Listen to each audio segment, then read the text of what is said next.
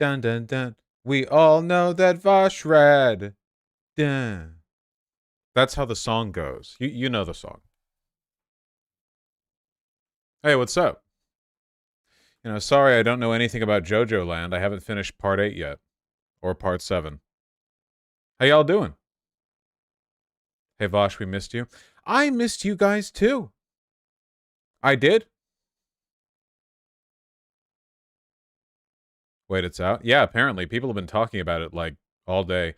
Saw a bunch of uh uh um, posts about it on Twitter. Stop being an anime only. I'm not anime only. I just keep getting bored while reading part 7. Hello, everyone. How was partying? No partying. Just had a good time out with my good friends. Did some classic birthday stuff. Had some fancy food. Had some cake. Did a couple of Seattle tours. Learned some interesting stuff about the Seattle Undercity. There is apparently an Undercity to Seattle. I don't know how many people just happen to know that off the bat. Congrats on making it to 30. I'm 29. Thanks. Demon Portal? Nah, it's pretty cool, actually. Look, super quick. This is basically what happened, okay? So here's Seattle, like, viewed from the side, right? Okay? And you had all this marshy area right here that they were like, yeah, we're gonna build some buildings on here. Woo, that's great. And then they had gigantic fuck mountain right here. And they were like, wow, fuck mountain's like kind of difficult to deal with. What if we took all the dirt and rock from fuck mountain and we moved it to the lower part of Seattle so that it wouldn't be so marshy, you know? And then they were like, okay, what? How do we do that? And apparently their solution was they built elevated roads, as in they would build like there was like a business right here, and then they were like, okay, we're just going to build 2 walls in the middle of the street, and then we're just going to fill it with dirt from fuck mountain. And it basically meant that the lower 1 or 2 floors from all these businesses were like undercity now. Then they built a sidewalk above it, and legitimately it's like all of downtown Seattle just sunk down 1 story. So there's like a whole undercity now. Yeah.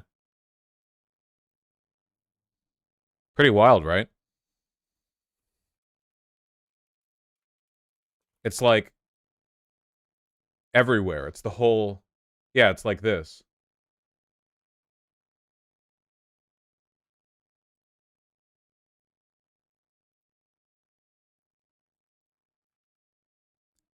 This would have been the sidewalk back in like 1890 or whatever. And then on the right side here is the retaining wall that they built. And above this, like above the ceiling here, is the actual current sidewalk where people are still walking to this day. And there's miles and miles of this because they literally just built a second story of the city. How cool is that?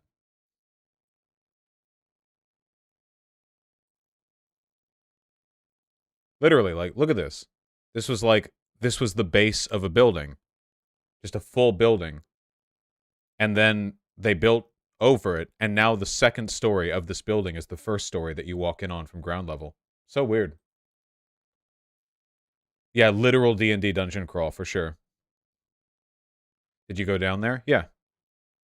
They look like old Prohibition tunnels. They were used for that, yeah. They should repurpose that underground. Some have. There are some businesses in the downtown area that have like reclaimed their lower floor. Happy birthday, Road the Moderate. Did it stink? The areas that we went to did not stink. I assume they took great care to prevent that from happening. Portland has that as well? Damn. Can't do anything anymore. Have you played Rain World? I have, actually. Though with a lot of guide help. It's been a while, Tootie Siggy. So how's everyone doing? We have a lot to cover and only so much time to go through it. I am, after all, leaving for vacation sometime soon, which means that I need to get some segments out for my good editors. We have to concentrate. We have to focus. Did you finally sleep well? Maybe it's a bit better. I'm taking some like CBD gummies to help me fall asleep at night, which is definitely helping me pass out. Hey Vosh, I got a partner the day after Valentine's. Thank you for all your advice. Aw, that's really sweet. I'm really happy for you. The 18th, Thana. That's really cute. Just do ketamine. I'll consider it. If you go on vacation, there will instantly be 4 years and 12 assassinations. Yeah, probably. Nice, Wolf Universe. Keffels is reviewing over 100 debates and drama stuff. A lot of it is from you over the next few months. Damn. Well, hopefully, hopefully it's entertaining. Did you see Australia legalize psychedelics? No, I didn't. Interesting. Well, psychedelics are a relatively harmless drug, so I feel like you can make a pretty good case for that. God, I hope not, Galley. No, I did not. Vulpine Cortex. False Australia isn't real, dummy. Yeah, true. Okay. Here, let's get right into it.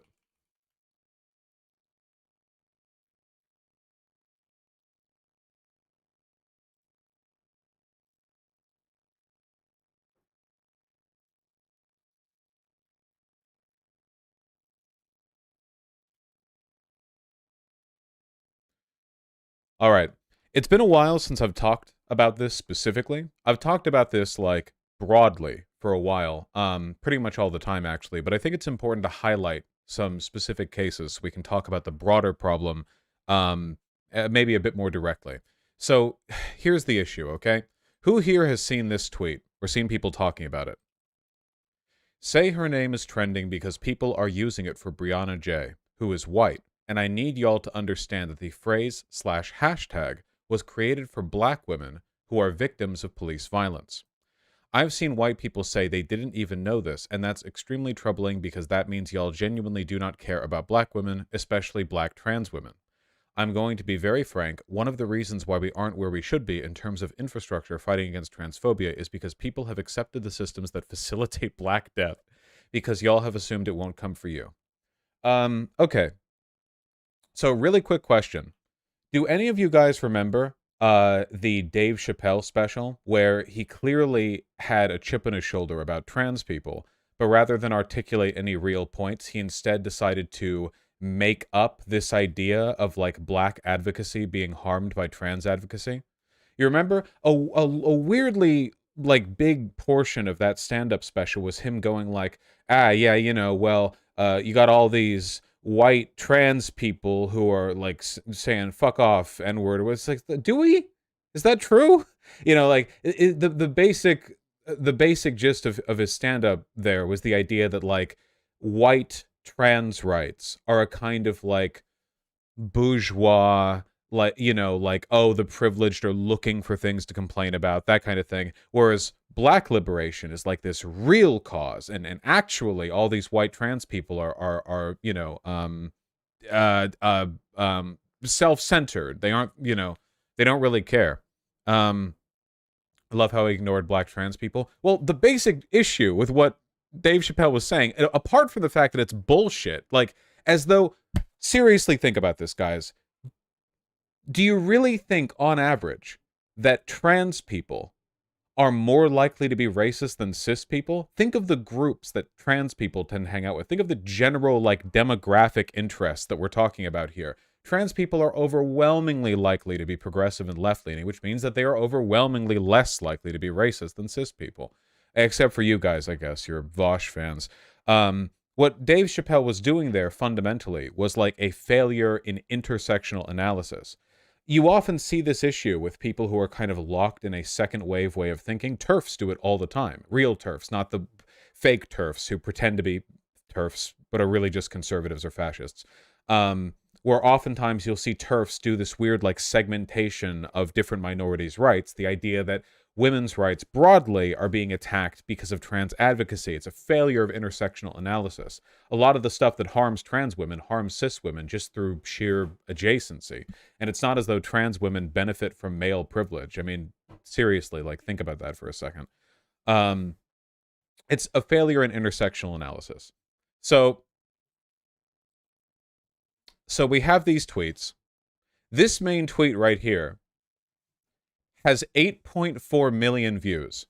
At this point, the hashtag say her name being used in reference to Brianna J, a 16-year-old trans girl who was brutally murdered, it has actually seen more attention in the context of this post than it has with the original use of the hashtag. So she was killed, and now the hashtag associated with her is primarily a battleground for left infighting. And tragically, though maybe not surprisingly, oh no, not that one. Oh no, not that one. Here we go. Jesse Gender, who blocked me, which is why this is screenshotted instead of quote tweeted. Please use hashtag dignity for Brianna instead of using hashtag say her name to mourn Brianna J. That hashtag is for black folks killed by police violence. Black with capital B, white with a lowercase w. We see these trends. For that community to mourn and fight. We white folks shouldn't steal it, especially as all of us, not just white folks, are mourning. First, after listening to black folks, the issue is how quickly white people co-opted the use of this hashtag. Second, how white folks got angry when this was pointed out and would rather argue than listen, which feeds to drain us both of energy and the ability to mourn. Third, we are not fighting for Brianna's name to even be heard. She made news. The hashtag is for black women who are being ignored by the mainstream. Brianna is being discussed. We are fighting for her dignity in death, her ability to be seen as herself, and for this to not happen again. So this is really bad for a number of reasons, but I really want to lay the groundwork before we get to that, you know? This was another excellent tweet showing how this stuff harms real-life advocacy. Regarding the chance of say her name at yesterday's vigil, we were unaware of the full social context of that phrase as a chant or hashtag for black women victims of police brutality. We have listened and will no longer be using this as a chant and encourage others to do the same. So this is an actual in real life vigil held for a dead girl who are now apologizing because, and to be clear, one Twitter user made a post. So we need to talk about this, okay? This is all Fed bullshit. All right, this is pure FBI psyop territory, and I refuse to believe that it's not. Okay, you will not sell me on the idea that it is not. And I want to go over why for a number of reasons. Okay, it's very important to understand this. All right, so here's something if you're left leaning that you have to understand, and it's critical that you understand this if you're going to move forward as a lefty. All right, there is no conflict between different axes of progressivism. Trans advocacy is not competing for space with black advocacy. This does not happen. This is not a real thing. This is a manufactured complaint, often orchestrated in bad faith by the right as a way of sowing infighting. There is no instance of somebody protesting transphobia and this in any way harming black people, but often the fear that this is happening harms both communities. This happens all the time. I mentioned before the Dave Chappelle thing. That's a good example of somebody doing it in bad faith from outside, but oftentimes what you'll see is black people who don't really care for trans people and trans people who don't really care for black people, though I'll admit the former group is way larger than the latter, because being black doesn't necessarily make you any more progressive on trans issues, but being trans does often mean that you're more likely to be broadly progressive on race issues or whatever else. That's just a demographic fact. It has a lot to do with the social groups that people were raised in. It's complicated, but it is nonetheless a fact. And those groups acting in bad faith sometimes will sow infighting when in reality they just don't really care for the other group. Oh, trans advocacy is hurting black people somehow, being said by people who don't actually care about trans people purely as a way of weaponizing left sentimentality against itself. This happens all the time, and I've seen this happen both in good faith and in bad, but at this point, I don't really know how much of this is deliberate and how much of this is a mistake, because this is straightforwardly really terrible. So I'm going to break down these three tweets, and I might seem like I'm being a little bit hyper specific here, But the thing that frustrates me is that Jesse Gender one time made a video critical of me, and I thought that video was okay. I didn't think it was that bad. I'll take a look, Tempest. I disagreed with a lot of it, but I was under the impression that she was a bit more reasonable than some of the people who disagree with me otherwise. And nonetheless, well, now she's blocked me, so, whatever. But nonetheless, we're now in a position where this is legitimately one of the stupidest, I don't know, demonstrations of anti-intersectional thought that I've seen in a long time. Please use hashtag dignity for Brianna instead of using hashtag say her name to more Brianna J. That hashtag is for black folks killed by police violence for that community to mourn and fight. No, it is not. Hashtags, slogans, shouts are not trademarked or copyrighted. They are phrases that are associated. They have numbers of meanings. No justice, no peace is not copyright black activism. The idea, like, am I a man? Like, this is not copyright black activism. The idea that some harm is being done to black people. Brianna, the idea that there is some kind of material damage being done to black advocacy through the use of this term is nonsense. And a large part of that is because the term was, in both cases, just like rhetorically the most effective one people could settle on. Please understand, when people settle on hashtags or phrases or shouts or slogans, when there's a big social movement happening and people settle on a term, that is not like a choice that people make. It's an emergent collaborative effort that usually involves the participation of thousands, if not millions of people. The idea that you can, like, force settling on one, or like, don't use this one, use that one, it betrays a pretty, like, poor understanding of group dynamics to begin with.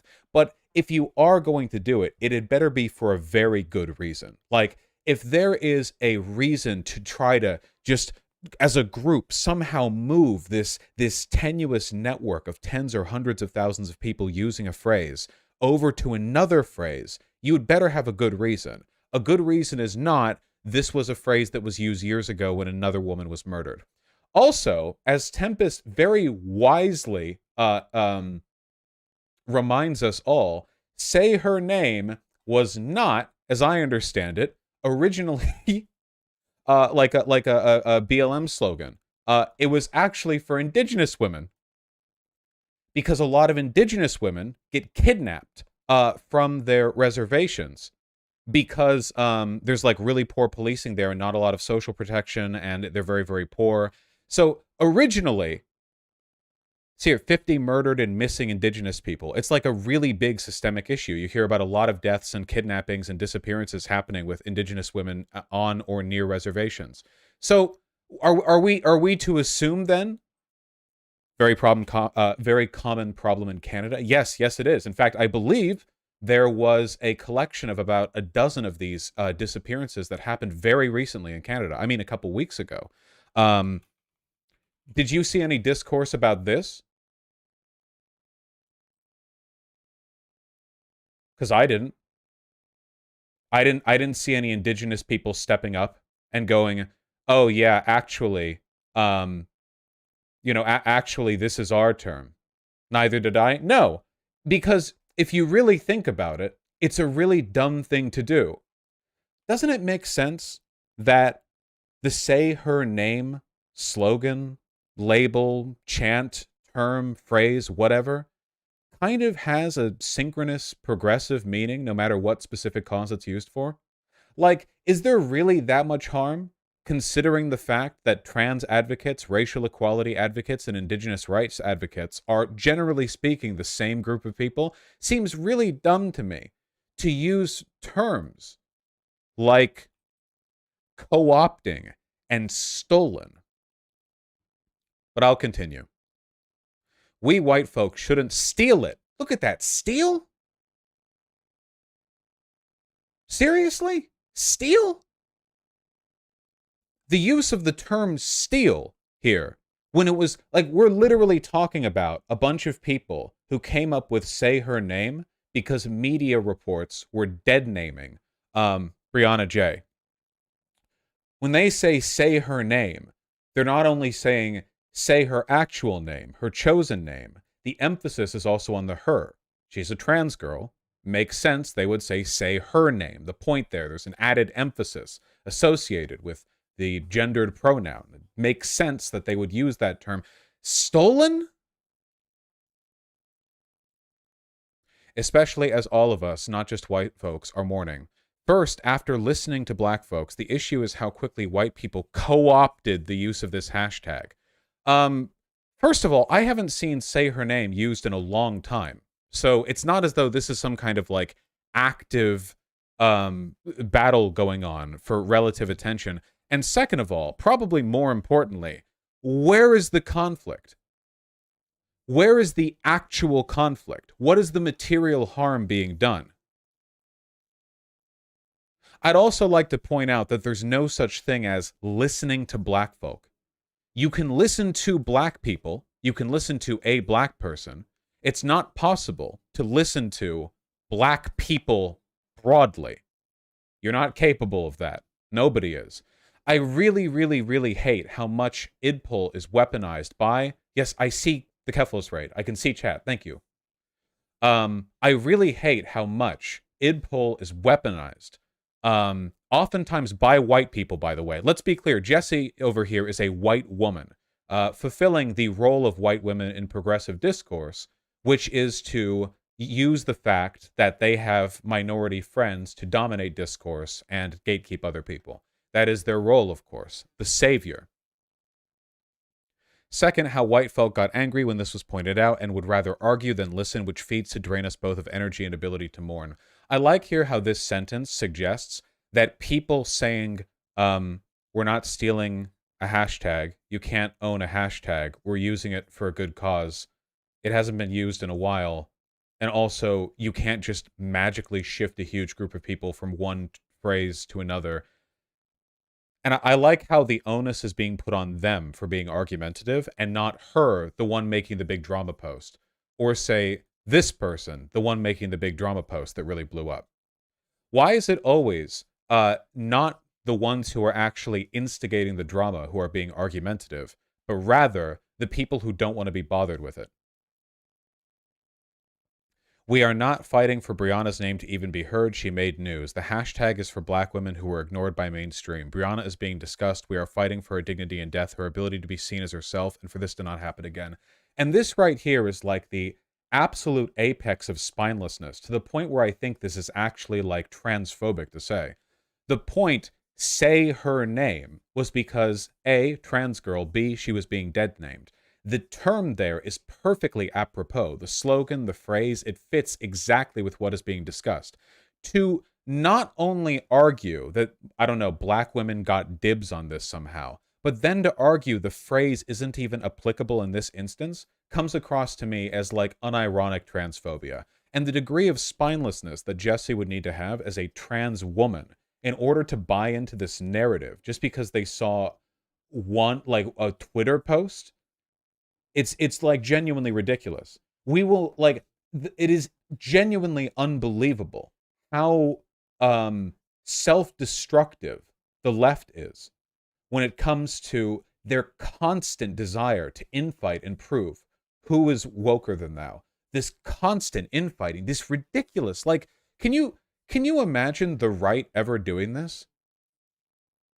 It's an aversion to winning. It's fear of winning. It's genuinely insane. I mean, look at this. Dog, we ain't never getting health care. Oh, yeah, we held a vigil for a murdered trans girl, and the perfectly apropos, harmless phrase that was being chanted, it turns out a black person on Twitter disagreed with its use, and a bunch of white people backed them up on it. So actually, no, we now apologize for using that chant, you know? And now, most disgustingly of all, Brianna J, in terms of online discourse, is now being primarily represented through these spineless left woke scolds saying it's the wrong term to use. Her legacy right now online is imprinted in left infighting over whether or not there's some element of anti-blackness to saying, say her name, when media articles were dead naming a murdered trans girl.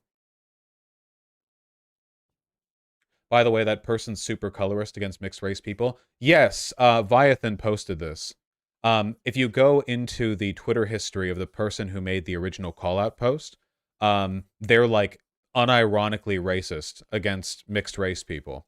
Not mixed people dropping they selfies to promote themselves on MLK Day. Loving versus Virginia was a mistake.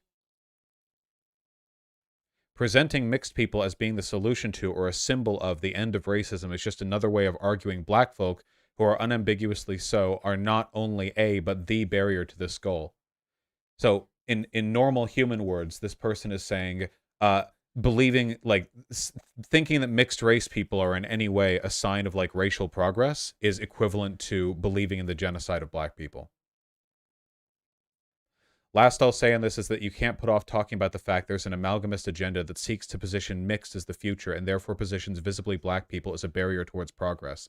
This is what y'all invoke by calling this divisive. Stupid on multiple levels because mixed white and black people in the States are considered black right now because of, you know, social biases. For one. And for two, like, yeah, Hitler particles. Or Blitler particles, I suppose, in this case.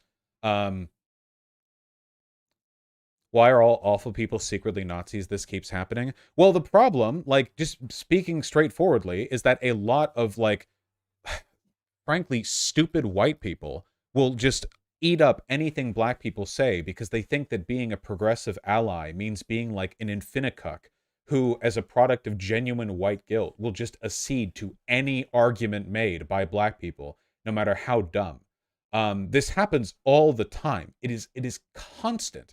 And it is so self-destructive. This, listen to black voices. Listen to trans voices. There are no black voices, trans voices, anyone's voices. There are just people who belong to groups. If you wanted to, you could find any set of opinions exclusively listening to black people. What actually happens almost every single time is that if you have an opinion that you want to defend, and you have black people who agree with you, you will arbitrarily decide to listen to them, mark that listening process as listening to black voices, and then move forward with your opinion with the presumed weight and authenticity of the entire black community. When in reality, you just listen to people who already liked you.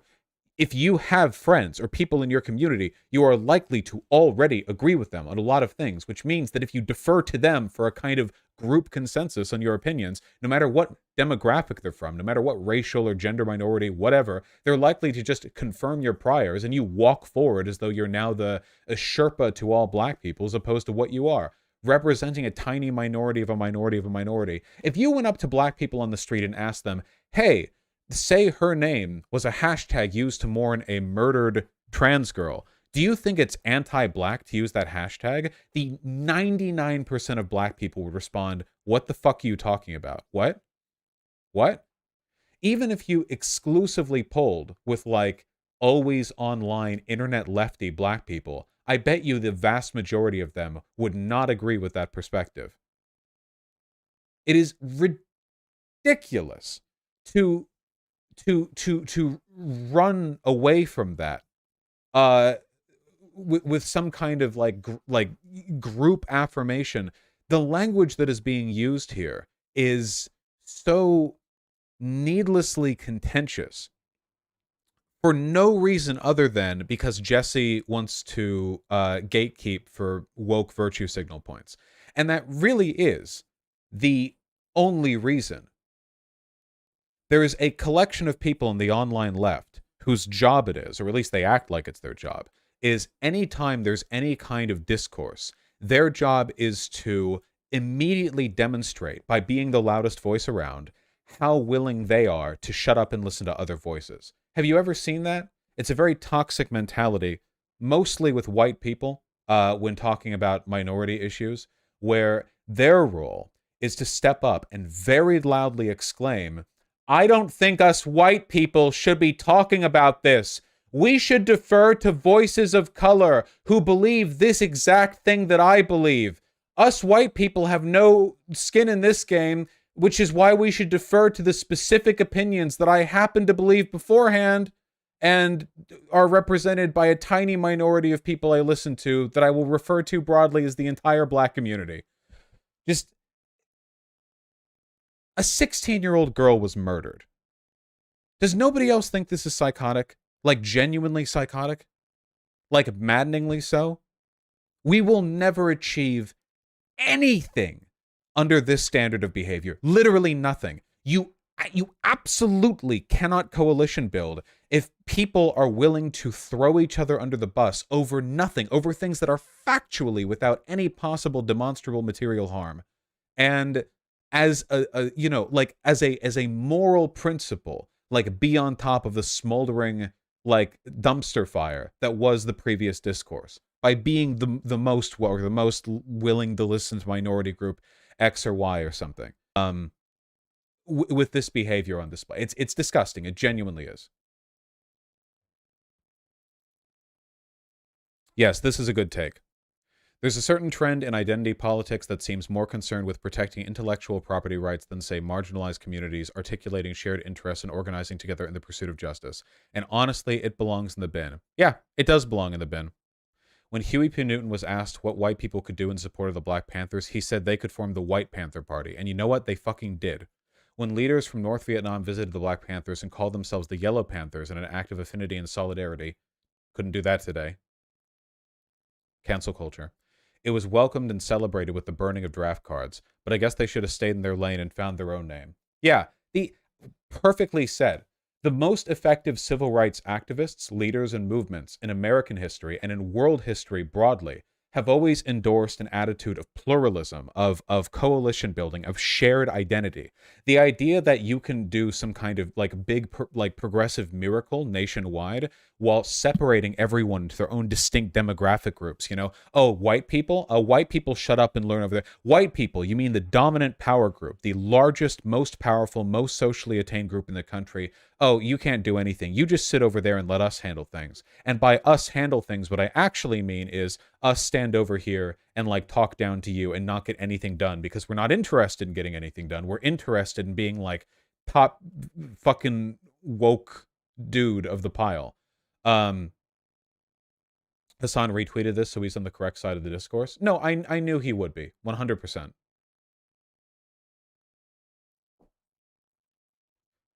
I think it's fucked up that you can get thousands of likes if you present your narcissism in a way that sounds vaguely progressive on its face. Literally. Literally. I mean, actually think about what's being said here. Say her name is trending because people are using it for Brianna J., who is white. I need y'all to understand that phrase hashtag was created for black women who are victims of police violence. So what? That's what's missing. That's what I need the answer to. So fucking what? Who the fuck cares? I don't care. Nobody should care. No harm is being done here. You know what this is? It's a desire to manufacture a distinct identity. Oh no, you can't touch that term. You can't touch that phrase. That belongs to us. How is that a progressive sentiment? That is the absolute opposite of coalition building. It is the literal, direct, completely mutually exclusive position to hold on this issue. It is opposite. It's you can never ever do anything with this attitude. It's just not possible. And I don't know. I mean, it's a little bit distressing, man. I remember back during 2020 when Bernie Sanders had a shot at the presidency, people on the online left, it felt like there was like a twinge of pragmatism, something maybe. But now it's gone. It's just gone now. It doesn't exist anymore. If you go online right now, the majority of the online left is reactionary and liberal in tendency. This is by the way, fully liberal. This is 100% like identity politics shit. There is nothing that distinguishes these takes right here from like a like Ron DeSantis. So wait, did I just say Ron DeSantis? I was in my head. I was thinking Pete Buttigieg. My bad. Like a Pete Buttigieg, like K-Hive, just completely milquetoast Obama era liberal progressivism.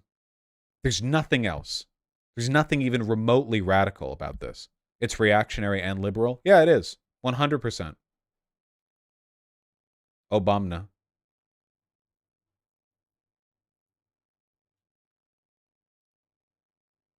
Funny Jesse reply under the thread you screenshotted. Or use hashtag her name is Brianna, but thank you so much, Jesse. No thanks to me required. Shouldn't even be a conversation or discourse at all. I'm more sorry folks have to deal with it. I appreciate you saying it, but I don't deserve thanks. It's what white folks should all take the time to understand in the first place. Jesse, do not make your white guilt my fucking problem. You are pathetic. Holy shit. Stop. Ungelatinize your spine. Bake it in an oven at 350 degrees until it hardens slightly. This is insane. What a fucking cuck. It's unbelievable. I cannot fathom being like this, apologizing for your existence. No one cares. Listen, Jesse, this shit is unironically racist, okay? Black people do not think this shit is funny. Have you ever talked to a black person once in your entire life? When white people go on this big tirade about how, oh, us white people are so like this, and oh, you don't need to thank me because all white people should be doing better now. White. They're rolling their fucking eyes. Stop. Oh my God.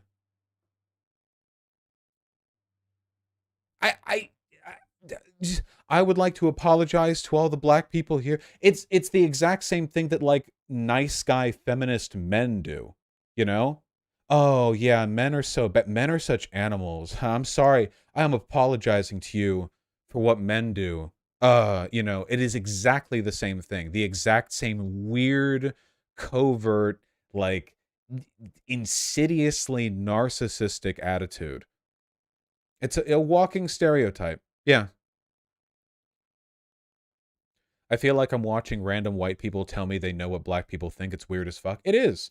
What all Jessie Gender is doing here is saying her own opinions. You can dress anything up as, oh, I'm speaking for the group. Having listened to black voices, so on and so forth. I don't want to interrupt. You need to see this. She's a fucking piece of shit. What is this? Keffels posted this? Jessie Genders DM'd me after I said it does not make you transphobic to play Hogwarts Legacy. I'm disappointed. I wanted to be with you, my friend, and I was on your side, but these past few weeks it's become clear you're more interested in drama than solidarity and praxis in our community. I'm gonna unfollow you and never talk about you from now on, because I'm not here to stoke infighting and drama like the system wants and you're currently feeding. I'm not here to stoke infighting and drama. Now let me use the murder of a 16-year-old trans girl as an opportunity to demonstrate to everyone in my audience how performatively self-sacrificial I am as a white woman, to give space to black voices in a way that just so happens to allow me to express my own opinion with the presumed affirmation of black voices. Please, I do hope you take a moment for introspection. I'm not here to fight you, and that doesn't help either of us beyond seeing the number go up, because two trans people are fighting and it creates algorithm-friendly drama. I wish you the best, and I hope one day we can work towards actual trans liberation instead of just feeding the system of egos. Pictured here, actual trans liberation, arguing that the say her name hashtag wasn't appropriate for Brianna J's murder after being dead named by the media, by the articles. Actual piece of shit. Remember, it's narcissism masquerading as progressivism. Every position Jessie Gender has gets to be dressed up, cloaked, like she's actually just giving way to a hive mind of minority voices that she just happens to be the one, giving voice to right here. I think Jesse's taking the beef with JK way too personally. Jessie Gender blocked me, I think, after my video responding to hers came out on the JK Rowling Hogwarts Legacy situation. I mean, there's clearly no actual interest in progressive advocacy here, certainly not in coalition building. It's just interesting to me how it's people like Keffels and myself who are the ones who are framed as we're not interested in coalition building, we're the ones who are divisive. When I've always been willing to work with other people on the left, I've spoken positively even when they don't I've spoken positively of them even when they don't like me, and they're always the one to burn the bridge with me. In essentially every instance with other people in the online left, they are the first person to talk shit about me. They are the ones who burn the bridge with me. And in the instances where that hasn't happened, they very much deserved it, because I very rarely go after other people online without some kind of preceding event or justification. It certainly isn't something I do like randomly. It usually gets thrust upon me because they randomly decide to start attacking me. Or in this case, I suppose, block me and have really shitty takes behind the block. Likewise with Keffels. Keffels and I will have a positive conversation with basically anyone. Jesse won't. I have no idea how, like somehow the most insular, most liberal, most reactionary, and least coalition building oriented group of the left is somehow like presented as this super pro activism, pragmatic, willing to work together, like forward thinking group. It's a complete reversal. They're on the absolute opposite side of the discourse. But you know,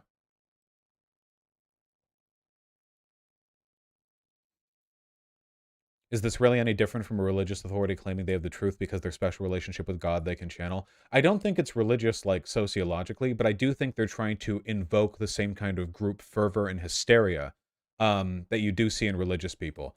In a Durkheimian sense, religion doesn't just refer to supernatural mythology. It also refers to um, collective social organization between things which are distinguished sacred or profane.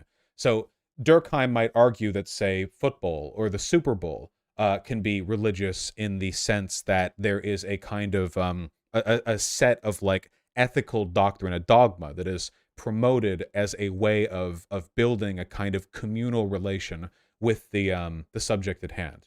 His definition of religion was really, really broad, and I think that to an extent, I do think there is kind of a sacred slash profane distinction going on here. Um, the primary distinction being that the sacred behavior seems to be listening to the voices of the marginalized, or at least saying that you're doing that. And the profane behavior seems to be the opposite, not doing that. But in the name of those like distinct ideas, we're getting basically anything justified. Does that make any sense? In the name of listening to marginalized people, here's my incredibly shitty reactionary dog shit take that like zero IQ, no thought put into it. But it is, I mean, when you go against that dogma in the online left, does it not feel like you're crossing a kind of religious line? I mean it. It sounds sanctimonious to say it, but doesn't it? How often do you get well thought out arguments when a member of a minority group has a position which is bad? It's a dumb position, and you criticize it.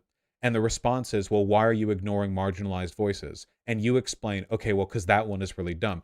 The responses you get to that seems a little bit more like people freaking out at you breaking a taboo, doesn't it? It's not people going, well, okay, I understand that not all positions marginalized people have are correct, but in this specific instance, actually, you're in the wrong because of X, Y, and Z. In reality, it seems like they're offended by the idea of you doing it to begin with. And that absolutely fits within that critical distinction between the sacred and the profane. It's not about what's right or wrong. It's about acceptable group behavior. It's about dynamics in a communal sense, which revolve around like acceptable rituals, patterns of discourse. And if you break those norms, if you go against them, the fervor with which people will attack you has very little to do with like a rational assessment of what you've done wrong, and far more to do with like, I can't believe you've done that, you know?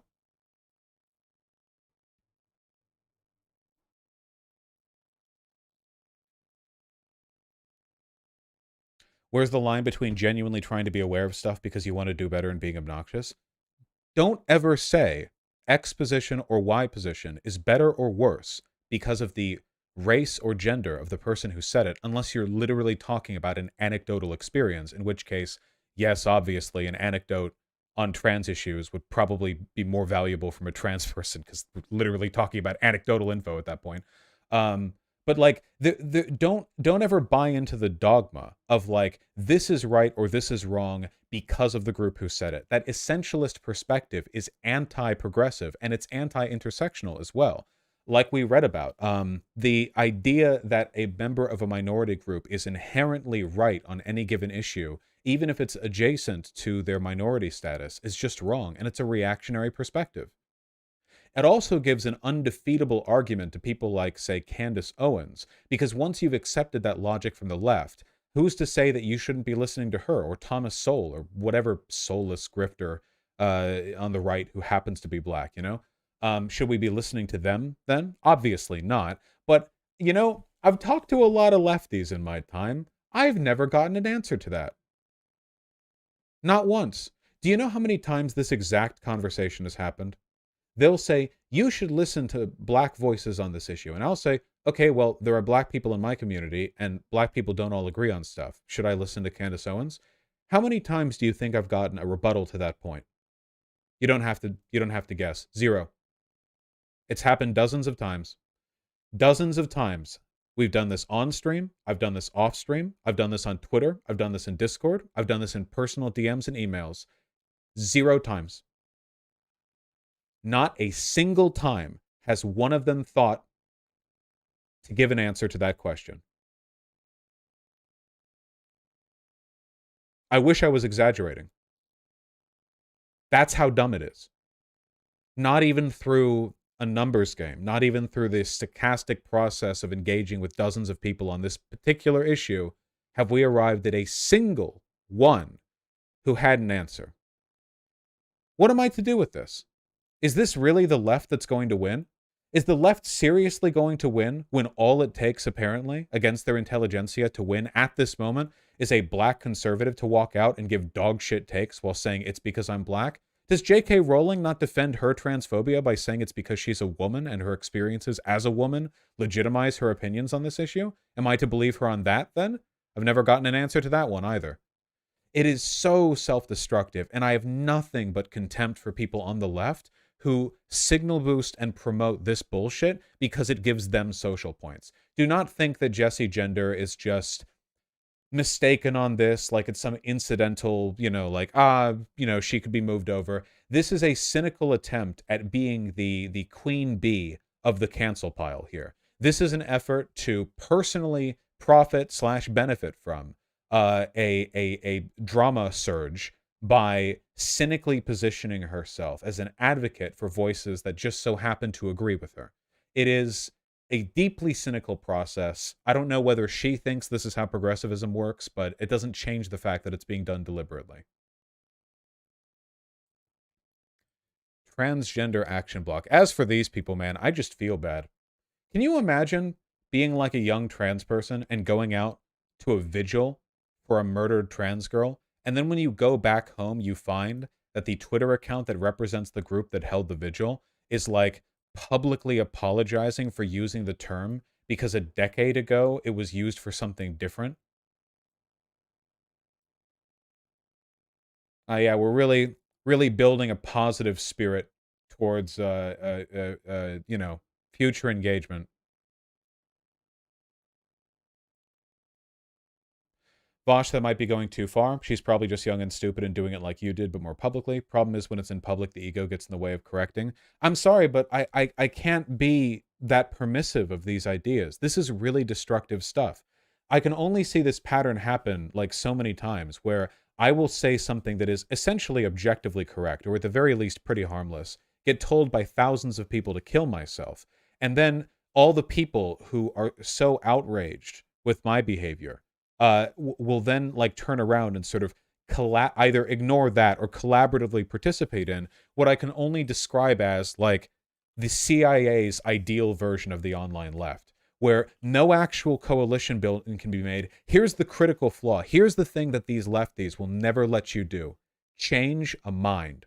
It's the number one thing political movements are meant to do, and it is the last thing this particular type of lefty wants to do. It is so far down their list of priorities, it never even comes up.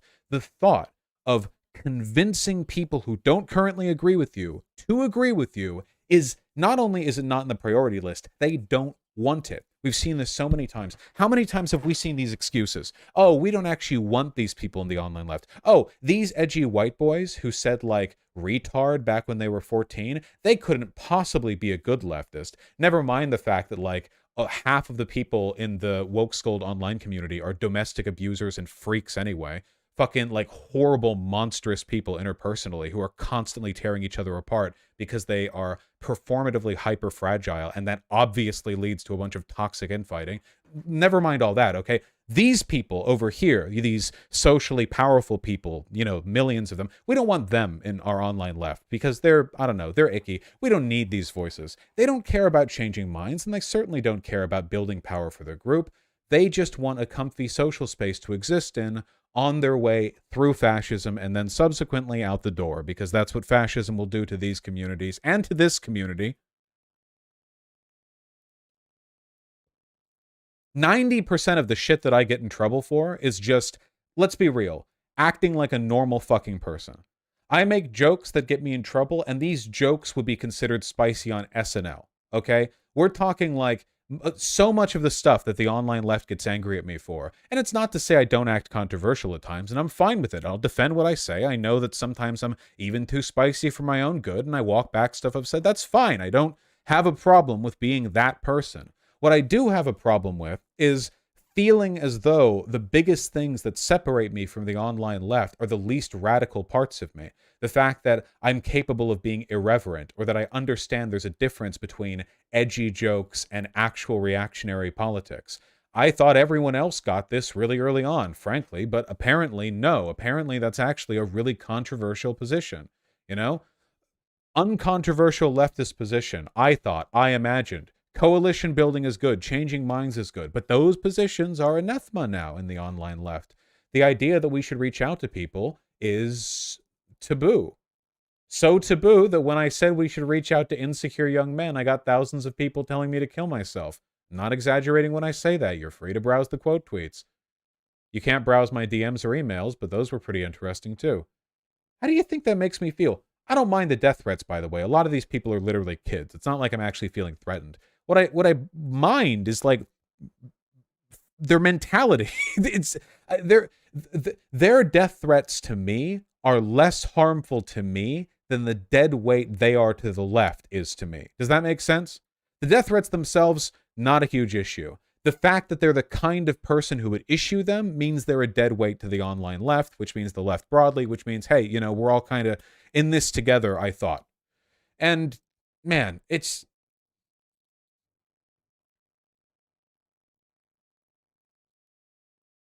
just remarkable.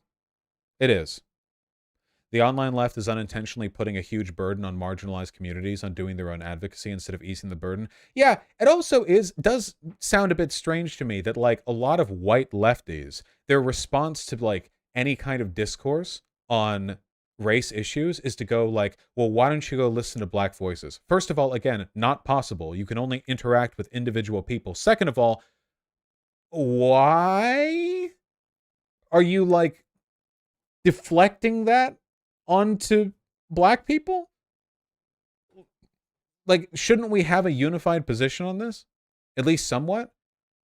I have no idea how a person could possibly argue that it's not enough to just have like the right position on something. The right position also has to be delivered by a person of the right demographic persuasion. And this leads to some kind of like weird like lefty id pull min-maxing within the group where it's not enough to have certain opinions. You also have to be the right kind of person to issue them. I feel like it's like a JRPG where you're like swapping out like black woman, trans person in a wheelchair, white person with autism, and like to maximize the effect of the same set of positions that they all have, you know, like oh yeah, dude. Oh, the position that racial equality is good. Okay, well that gets a minus 30% penalty when issued by a white boy. Let me toot. Okay, black woman, perfect. All right, now it gets critical damage. Ooh, like it's insane. I know I'm rambling at this point. I'm fully aware. I'm fully aware of the fact that I'm rambling at this point. But like, man, God Almighty.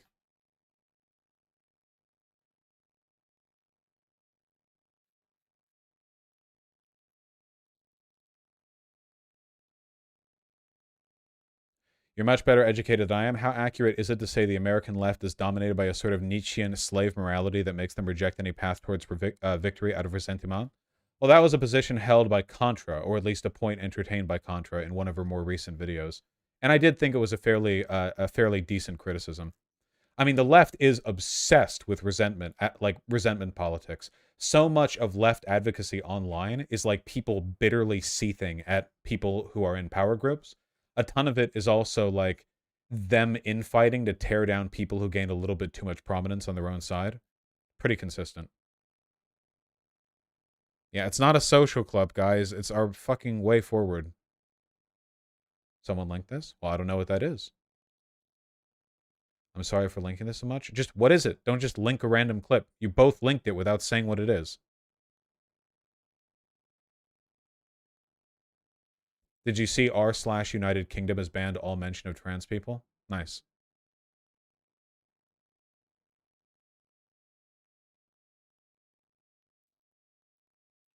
This seems like an excellent opportunity to do something that really matters. Something like, let's argue over whether or not it's racist to mourn a trans girl who was murdered. Finally, we're ready.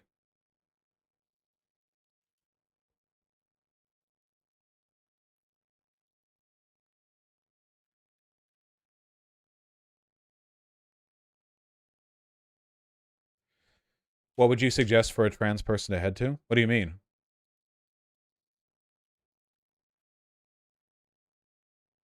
Excellent opportunity to talk race politics.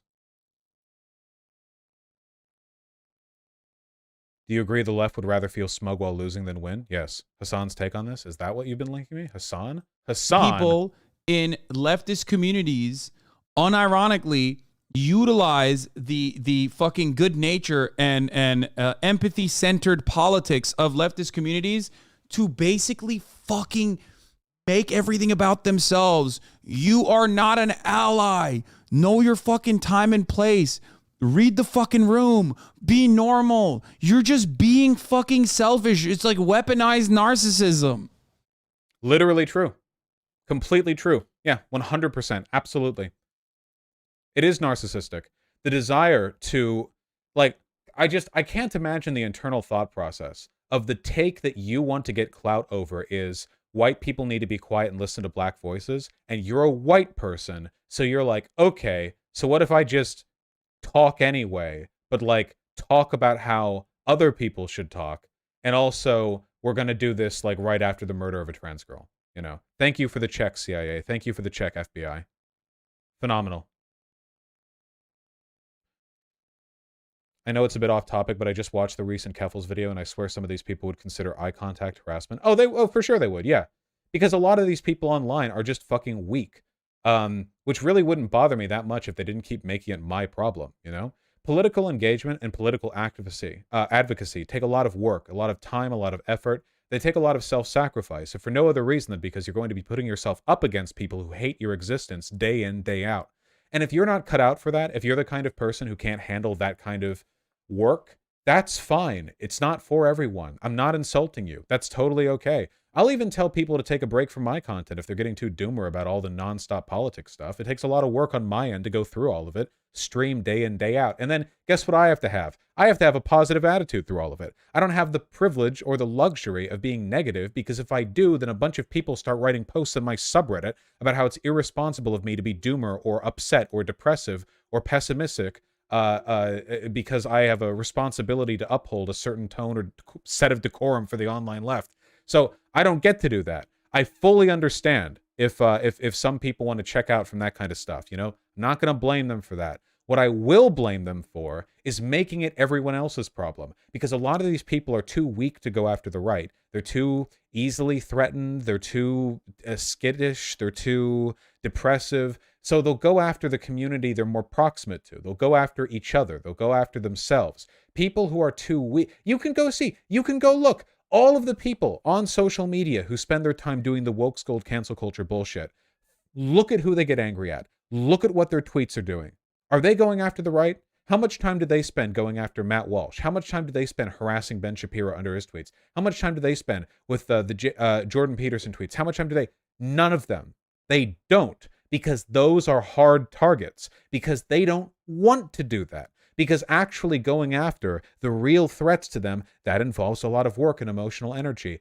But they can get away with going after each other because there's a lower imagined threat level and there's more clout to be had. A lefty who attacks conservatives, oh, how impressive is that, huh? Oh, wow.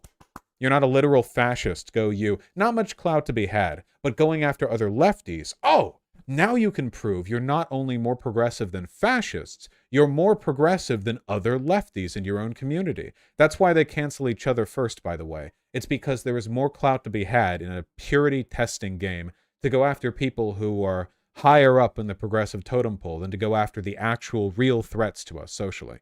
This has been happening for a long, long time, but man, it's really disappointing to see an actual advocacy group back down on a hashtag for a murdered trans girl because of one tweet.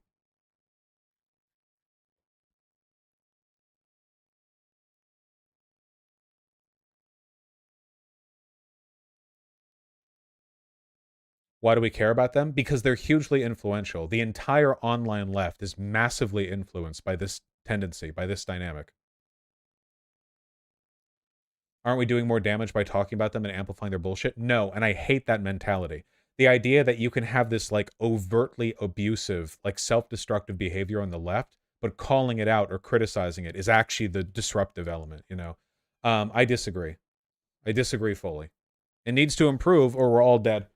Hold on, pigeon.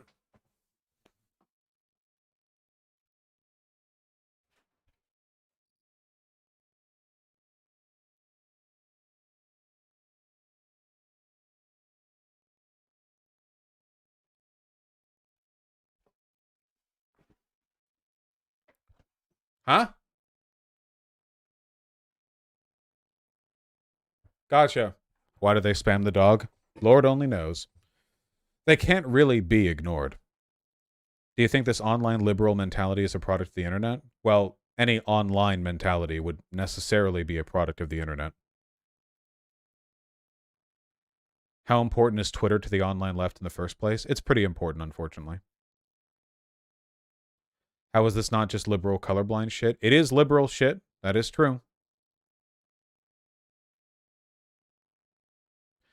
Vosh kind of makes me hate lefties. They seem like pathetic whiners online. Well, if you hate them, then do better than them. Remember, the last take you should ever have as a product of my criticism of the left is fuck the left. Be the left. If you don't like the left, then be better than them. The only people I hate more than these woke skulled fucks are the people who look at them and go, ah, they're being annoying, they're counterproductive. Therefore, I'm abandoning the entire ethical apparatus that is leftism and progressivism. You know, you don't like the DSA, then go change the DSA. Don't whine about it. Join the DSA and go be less cunty than them in their fucking meetings or whatever. Oh, Soaked on left. Hello. Yes, very true.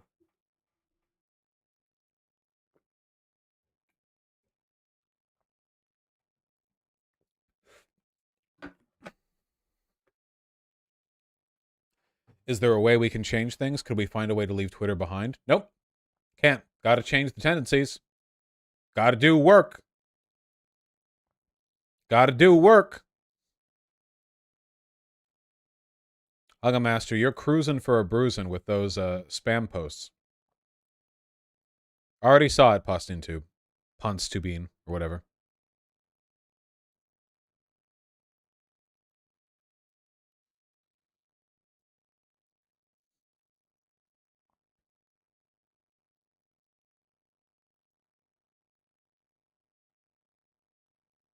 What are we going to do in 2024? Stop!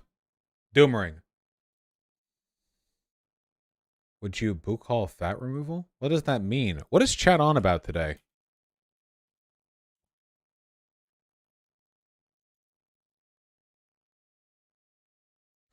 Do you not think the woke skull tendency is faltering as the movement matures? No. Unfortunately, I don't think things have gotten better.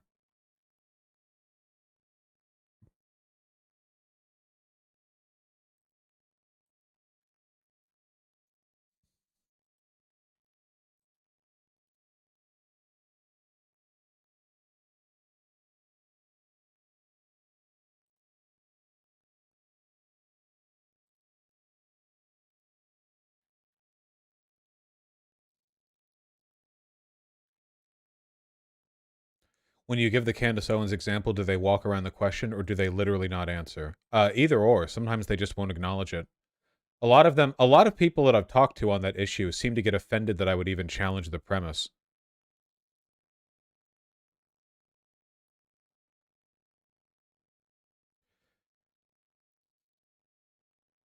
At what point should we build alternative political structures? The leftist party of my country is full on Russia supporting. I don't know. That's complicated.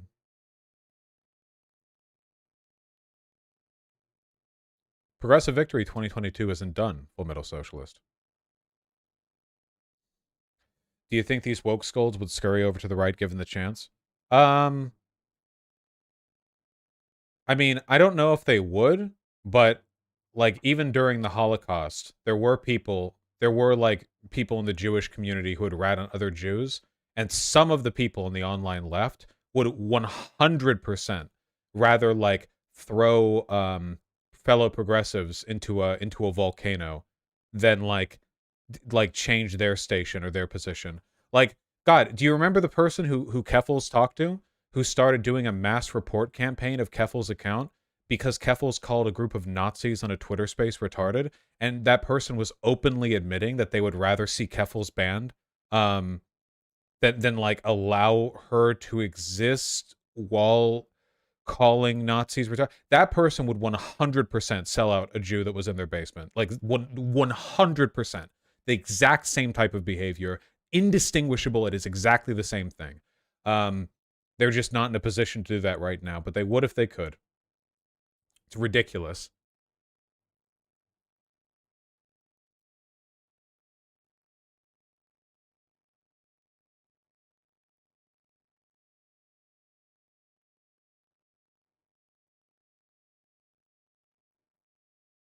Toronto cops spent $300,000 on funding an unsuccessful podcast. What?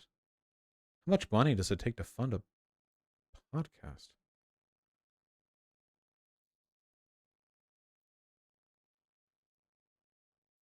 Okay, you guys are linking a lot.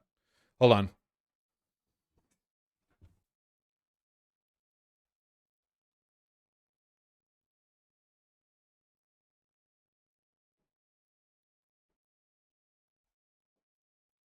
A lot. What is this? What is this?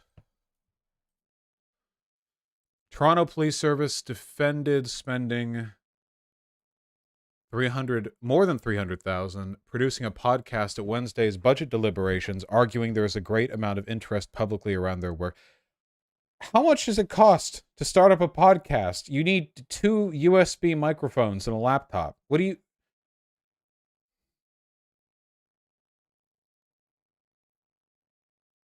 Ridiculous.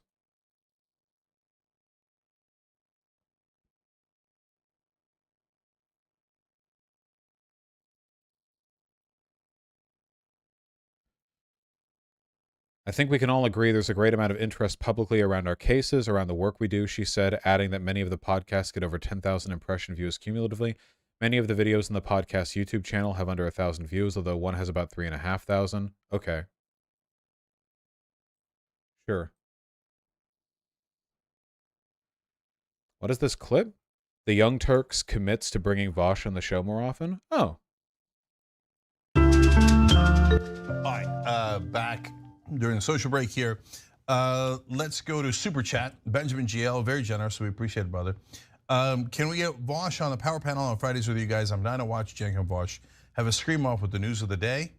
And well, look, I'm gonna be super real with you guys. So Anna's talked to Vosh before, but anytime that we're gonna talk to someone new, I have to do a mountain of research. Because the minute we have him on, everybody's gonna say, oh, did you know he said this when he was in 7th grade? Did you know he said that when he was in 3rd grade? I know, because the online left is full of children who can't like contain their envy for one another or toward one another. So Anna's so fucking based.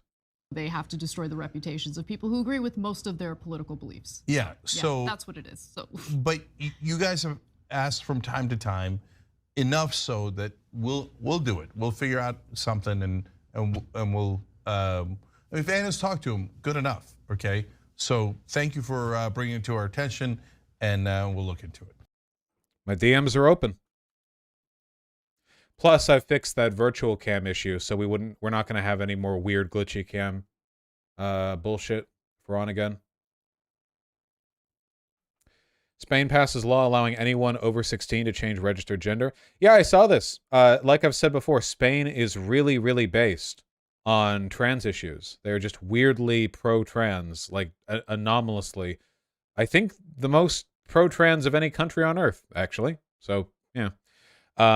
Legislation will also ban conversion therapy, introduce menstrual leave, and ease abortion limits. Wow, it's just, what if we passed the good bill? Hey guys, okay, now hear me out. Okay, I've got a crazy idea. What if we passed the good bill that did good things? What good things? Like a handful of good things. A collection of good things.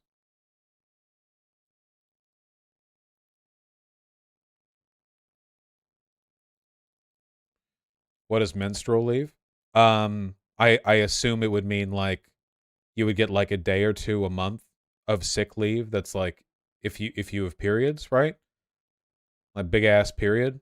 Periods suck for some people, man. Some people don't. For some people have periods, it's not too big of an issue. For some people, it's like really big, you know.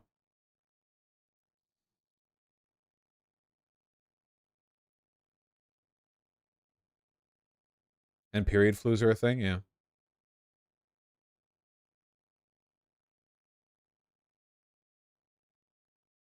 My ex had horrible periods before she got on the pill. Yeah, I heard that getting on the pill can help with that.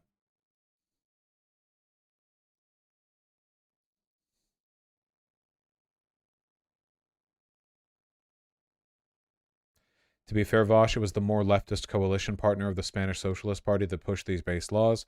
The Spanish Socialists by themselves would have bowed to pressure from the TERFs. Well, good. At least that means they're receptive to advocacy from the far left of their party. That's not the case in the United States.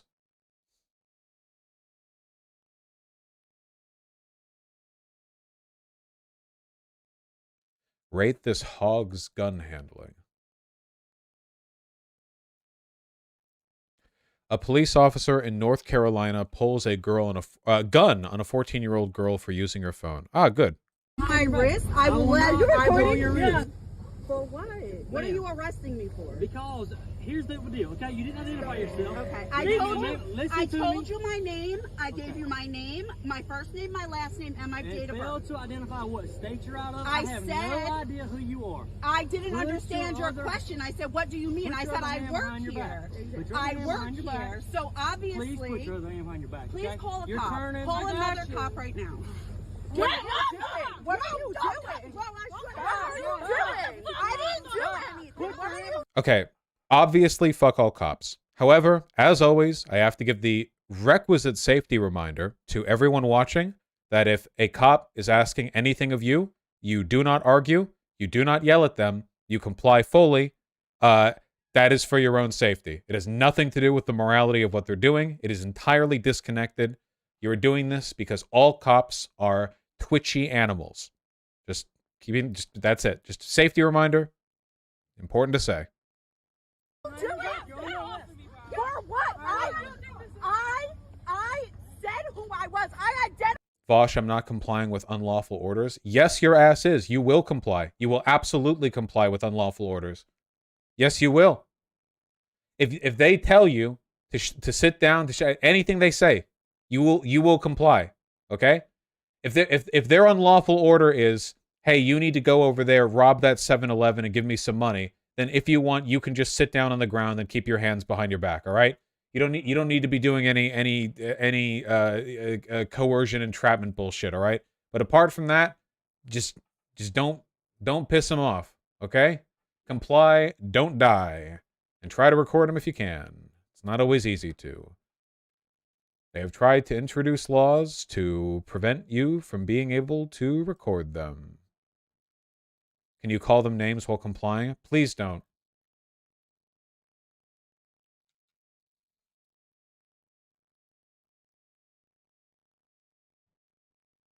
Identified myself. Look, don't come up on me. Don't come up on me. Oh. She's a Stop. child. Well, tell her to get back in the car. Stop. Call a cop right now.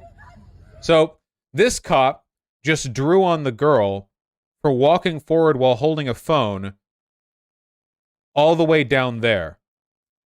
He's also holding it sideways, like a fucking gangster, I guess.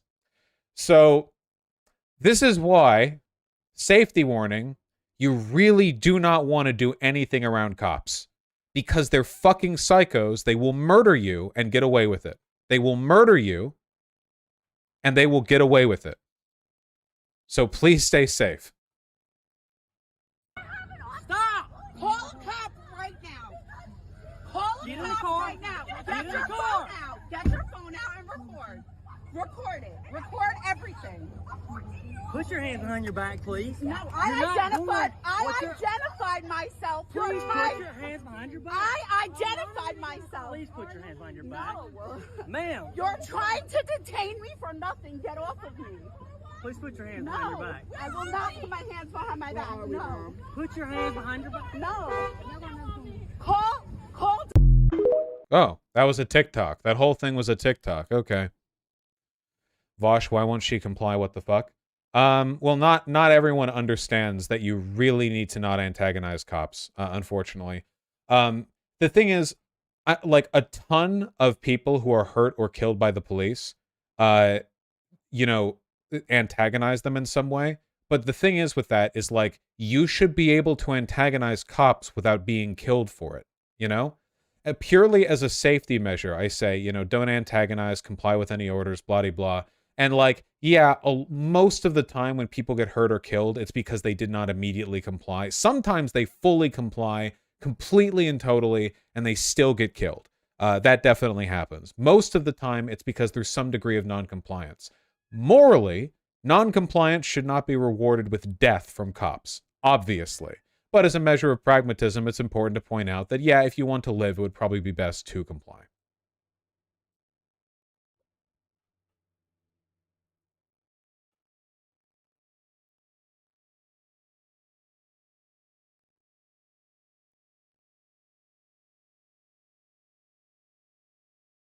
Yeah, it's also very difficult to, like, perfectly comply all the time when you're being, you know, yelled at by a cop. It's not exactly an environment most people are fully prepared for.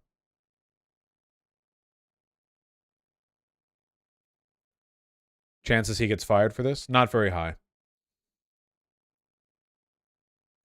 I've heard that in Germany you have the right to try to escape from captivity because it's such a normal human reaction. I don't know if it's true. I believe that is true.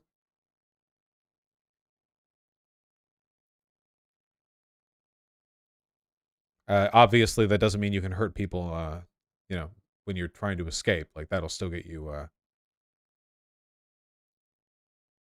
in trouble. But Vosh, them not complying makes it more likely the cop gets hurt, so of course he's more jumpy. What? Yeah, cops by default are very jumpy. If you don't comply, they'll get jumpier. Not complying with their request doesn't mean it's okay for the cop to kill you, but it is best to avoid antagonizing the cop if possible.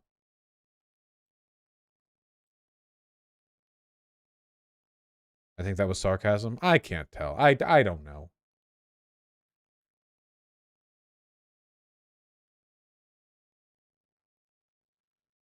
What is this? Yeah, of course. You can't steal or, like, hurt people while trying to escape from prison. Is there no de-escalation training at all in the U.S.? I'm pretty sure it's, like, it's on the course list. Aren't they taught to escalate? It's a whole thing. You know, American police are very bad at de-escalating. They're technically trained to do it, but that doesn't mean they actually do it.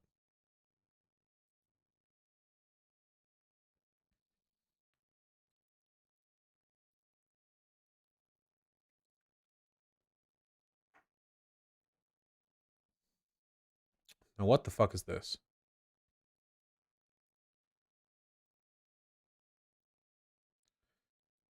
Somebody emailed this to me. Wait, hold on. Vosh, this is such a cuck take. I will not comply. They'll continue to get away with this kind of shit unless people make them scared to do so. You're a retard. You're a retard, and if you want to die, then don't involve a fucking cop. Listen, okay? If you go do this shit and get killed by a cop, they're going to go scrub all your internet history. They're going to find this post you just made. They're going to go, wow, this person fucking deserved it because they're a fucking retard. Holy shit. No, you are not challenging police brutality or like the criminal justice system by acting like a belligerent fuckwit when you're interacting with police, okay? All you're doing is making your life worse or possibly shorter, okay? Stop. Don't do it. You're not making cops scared. You think you're gonna make cops scared because you don't comply with their request to see your driver's license? Oh, they're terrified of the fucking VGG chatter in his fucking mom's Prius, okay? He has a gun. What do you take? You're gonna fight him? You're gonna vault out of the car and wrestle him to the ground? What are you gonna do exactly? Come on. Your battle with the criminal justice system is not with the police officer right there, okay? Everything, physically and legally, is stacked against you there. You will never accomplish anything. You are far more likely to get hurt than to hurt, and no matter what you do, the law is against you because they are a police officer, so literally the law is against you. If you want to challenge the system, you survive your interaction with the police and you do what you can within the court system. I'm sorry, that may seem cucked, but it's also reality. It's also cucked that we have to pee like 5 times a day. It's also cucked that I can't fly, okay? I'm anti-fly cucked. I'm not fly pilled. I can't fly. I walk. It's just reality.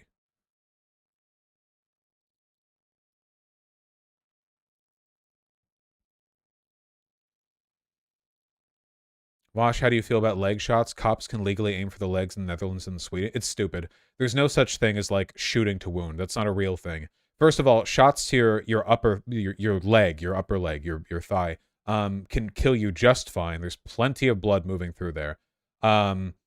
Second of all, like, it's just not how shooting works. Shooting is actually very difficult. Aiming a gun at a person who's moving around is not easy. So people just shoot center mass. Everyone shoots center mass. The only people with the luxury of shooting not center mass are like, I don't know. I don't even know if snipers go for the head. I'm pretty sure snipers will also shoot center mass. Those sniper bullets are usually big enough that whatever.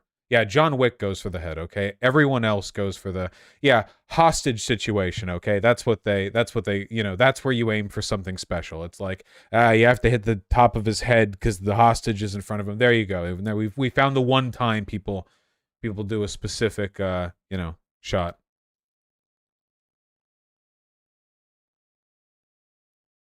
They could just use VATS. Yeah, I suppose.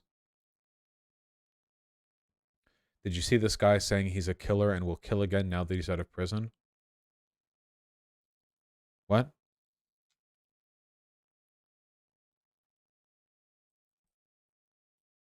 Killer is released from prison and says he'll kill again. I got 17 years in, man. I got 2 body 6 in Supermax, man. I did 17 years. I did 12 up top in Minnesota. I did 5 down here, but I did 6 years in Supermax. What was the circumstances of you killing them? Shit, I just robbed some motherfuckers and killed their ass. Shit. How old were you when it happened? 19. Them only bodies they Wait, that's not a serial killer. Why is this person called a serial killer? A person who kills when they robs, or kills when they rob, that's not a serial killer. know about. So I got caught for 2 murders. They dropped one. I had 2 murders, home invasion, 3 armed robberies, possessed the firearm. Why did you choose to not just rob him? Why did you also kill him? Shit, I don't know. I'm a killer. Shit. Well, I mean, when you look back on that at 53, Yeah. do you feel any regret for killing Hell those? no, because I'll kill again. Hell no. Hell no. Were the people that you killed, were they innocent or were they just? Shit. One was a Caucasian, so fuck them. Damn. This person's now a hero of left Twitter. And the other one, shit, he had robbed my boy, so I had to come get him. And you say that you've actually got more bodies, but that's just the 2 that they know about. Right. And I got some more coming. That was this country built on, killing. So I ain't no different than the police. Excuse me, the holies. Oh, this person's like an angel of left Twitter. Oh my God. They've been picking us off. They killed that girl. They get away with it, so why I can't do it? I fucked up. I did my time. And if I fuck up again, they probably give me a death penalty. Because I'm going to burn somebody again when I get out these crutches. If I'm pissed off, that's just the bottom line. And ain't nobody going to stop me. And then what I like to do, I don't need no gun. Nice. That was fake as hell. When you re-roll your character but still go down the chaotic neutral storyline path, yeah.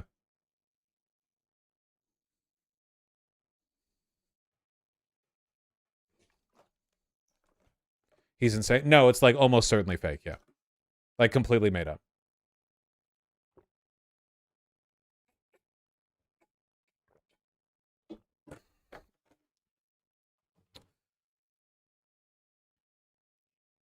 You can literally just I feel like you could go up to like 30% of the homeless people in Los Angeles and you could like give them any script for some kind of money and they would just say anything. You can get anyone to say anything. He just wanted to say ho-lease. Yeah, I want to say ho-lease. I agree. I agree fully with this serial killer. Mm-hmm.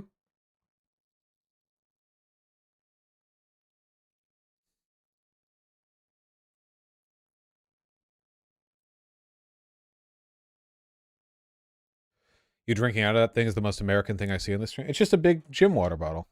I think a lot of people have these. Here, hold on. New hit piece video. You're going to have to forgive me for this one, guys. This one has very few views, but I wanted to look at it because it's not super long. Praise the gods. It's not super long. Somebody emailed it to me. Vosh, the woke controversial villain. Did you pre-watch? No, I didn't. I've not heard a single word. So I don't know if it's good. Maybe it's not good. You know, we'll see. Whoa! Okay. Bit loud. Story of boy meets girl, but you should know up front, this is not a love story. I don't like Vosh. Wait, what did that say? That was a lot at the beginning there. Please do not attack or harass any of the content creators mentioned in this video. Oh, that's nice. I like that. Not a love story. I don't like Vosh. I think he's trash, fam. He's a lame cornball, says a lot of nasty stuff, whatever. But he's just not for me. My problem with Vosh, really, for real though, if I gotta really like just dial into it and give you just one real source, is him causing other people to become baby Boshes. That's what he does, man. He got like a Xander Hall right here, then he got like a little Hunter Avalon right here. He just like do a pop. This is like this criticism has been leveled at Destiny so many times, man. I feel like it's transposing.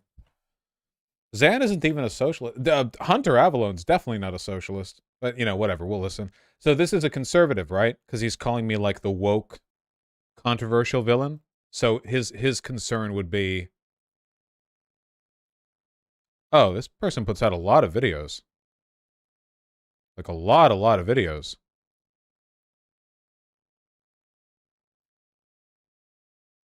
Why Hasanabi will always be a loser. Why Xander Hall will always... Oh, man, this person's got lots of opinions. Okay, well. Says and go and spread my BS. So whatever talking point he has, they just gonna go with it. They don't even have their own view, fam. That's my real issue with him. But there's a few other things that stick out. So I wanted to talk about that and compile that into like a video. So guys. Yeah, this dude doesn't even realize that I'm a shark clone. I'm White Shark. We gonna check that out today. Hit that like button. Hit that like button. You know I'm hot. Drop some comments, right? Subscribe if you haven't, and let's get straight into it, man. If there's anything I missed, I'll probably do a part 2, fam. I already spoke on the youngins. His little sons. I spoke on Hunter Avalon. You can see the video essay for that. And I spoke on Xander Hall. Almost forgot his name. He's forgettable. You can go check on that video. You already said his name. Let's talk about how Vosh handles disagreements. If he doesn't like what you say, he not only make a big spectacle of it. Oh, nah. He's going to direct his fans to go harass you because you have a different take than his. And then maybe we can change your opinion. No accountability at all. I'm just going to go out here and be a little fake little internet bully. Where? What? Wait, this is going to be real vague. Hold on. Be a little fake little internet bully. Even though you know that he's not going to do that in real life, not condoning any kind of violence. That's not my style. But I'm saying he ain't tough. He ain't tough. So hiding behind your fans and telling them, go do this, go attack this person is crazy to me. If they're defending you on their own volition, cool. But the whole directive?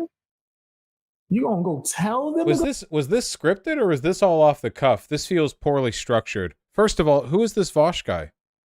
Go do it. Disgusting. The thing that really bothers me is, like, Is this not exactly like all of the woke scolds who would reply to ContraPoints and say stuff like, are you done invalidating the voices of trans women who have been hurt by your content? It's such a shitty, presumptuous woke scold kind of behavior because you're presupposing, yeah, the more of you are in the replies being like, that's not what's happening right here. Like, this is necessary, okay?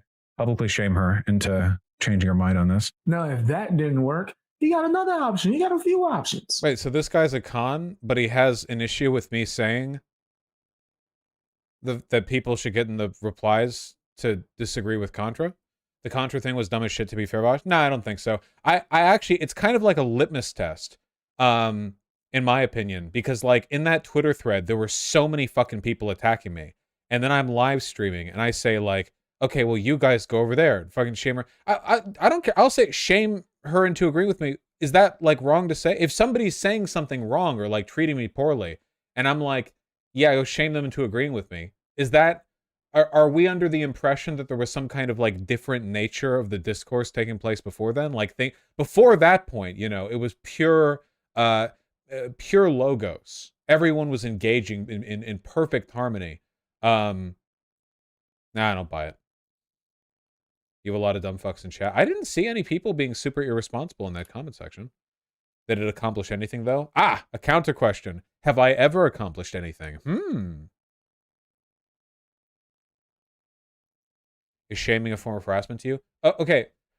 I don't know if you guys understand how this works, but if you're a large public figure, even engaging in any kind of Twitter discourse brings down the hammer on the person you're talking to.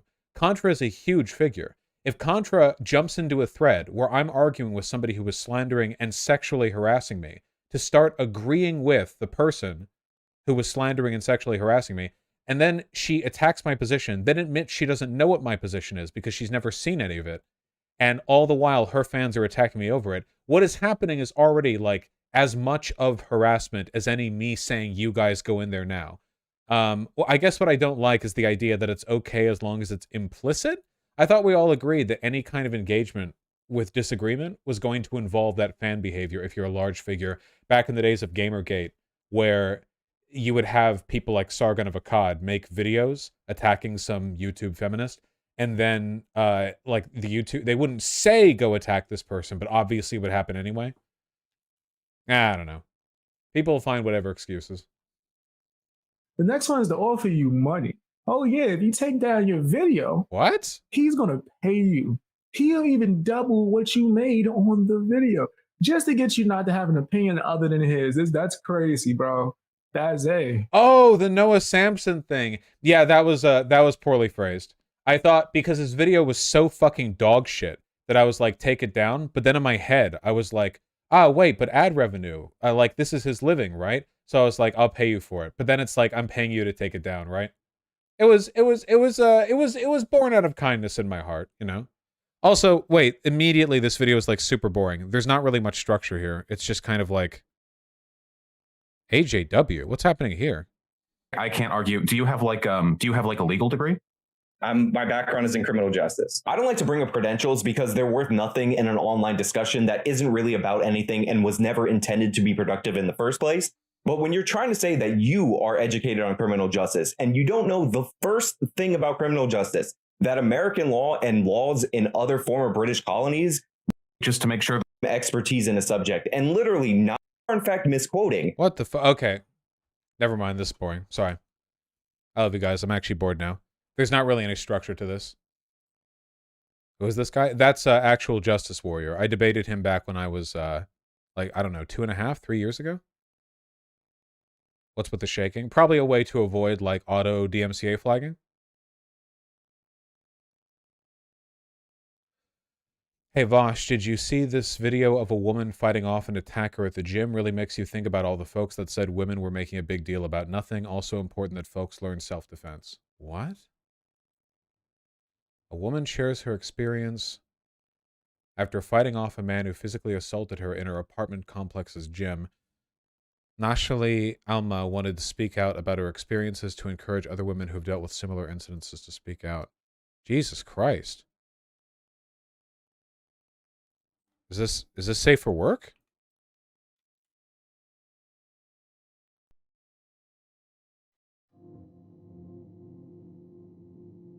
Yes, it is. Okay.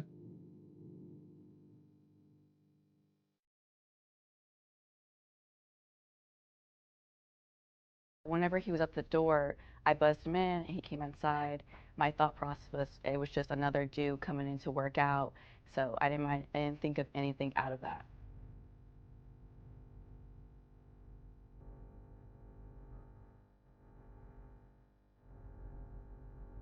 As soon as he was approaching me, I pushed Jesus Christ. him. I said, bro, what the F are you doing? Get away from me, stop trying to touch me. And he started chasing me around the bench, and we ended up on the other side of the gym.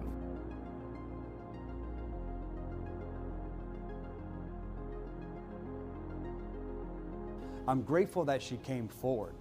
I know that her story is going to be an inspiration to other women. He eventually gives up? She just My like advice would be to never give up. wrestled him until he My parents left? always told me in life to never give up on anything, and that's one thing I always kept in my mind when I was fighting him. As long as you don't give up, you fight back, you show him that you are strong, that you are one, that you're able to fight back and survive this and get out of the situation. Jesus Christ. She was lifting 4 plates. She's strong. And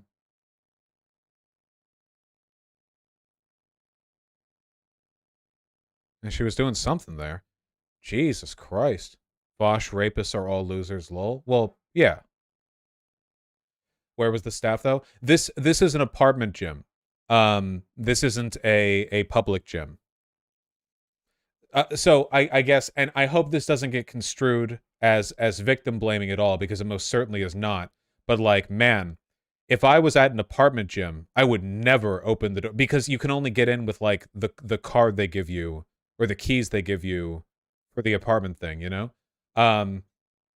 Obviously all that means is that she's nice, which is not exactly a personality flaw, but like, Jesus fucking Christ, man. I'm guessing he's like high on drugs. He just like walks up, like thinking in a utilitarian fashion, right? If you're trying to jump someone and they're working out, when you're working out, you're like the most vulnerable it's possible to be. Like if you're here and you're gonna like do hip thrusts with the weights, like you're physically incapable of fighting. But then he just like walks up to her. Okay, he's like zooted out of his mind. Yeah, a poorly executed assault. Damn. Well, I hope he was arrested, I assume, because the you know, it seems like it. Mentally unwell, dude got away, and month later, he tried entering another woman's apartment before getting caught by the police. Jesus Christ.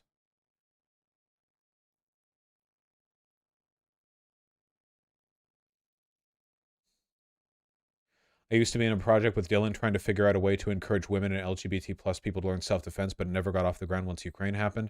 It'd be great if you could mention that it's incredibly important to learn how to fight even if you carry. Yeah, learning like some very basic self-defense is really important. I actually think one of the best things that you can do when it comes to like immediate self-defense is learning fight or flight, like situational awareness and reacting quickly.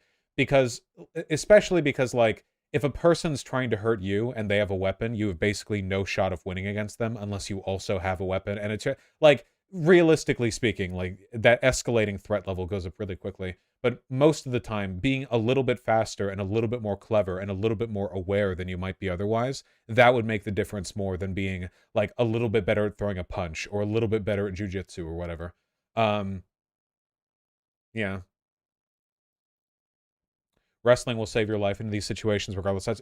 Basic like wrestling strength is really important. I mean, she was doing like hip thrusts, which is like a core exercise, right? Part of it, like glutes and core. Very, very helpful for that.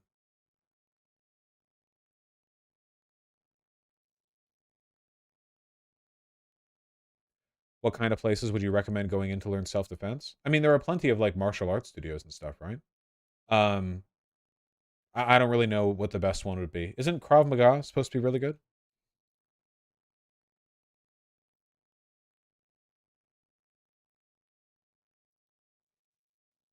Brazilian Jiu-Jitsu? Okay. MMA gym? Yeah, well, whatever. A lot of studios are right-wing. Okay, well, you know, do what you can.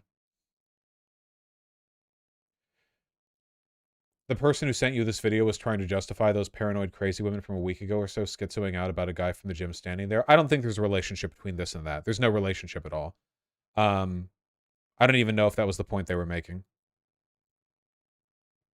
Being attacked randomly in an empty apartment gym has nothing to do with, like, filming yourself as an e-girl in a public gym and someone's, like, in the background who looks kind of weird.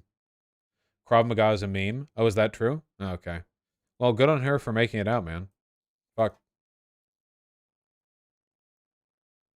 Man, the only time, you know, it's been a long time since I've, like, really done this, but I used to box a decent amount. Not, like, professionally, obviously. I did wrestling in high school, and I had a punching bag when I was in high school as well. And I did a little bit, not a lot, but a little bit, like enough that I was probably a lot stronger than the average person. And at the time, like a while after that, yeah, the only people I was beating was my meat, okay?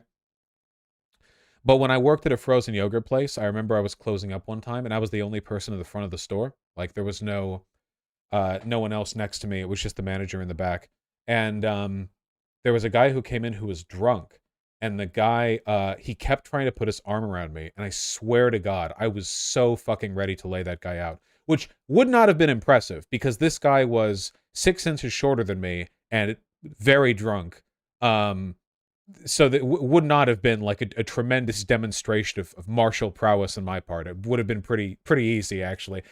Not that I wouldn't have bragged about it, mind you. You know, I would have lied and said he was like 6'6" to everyone in my family after.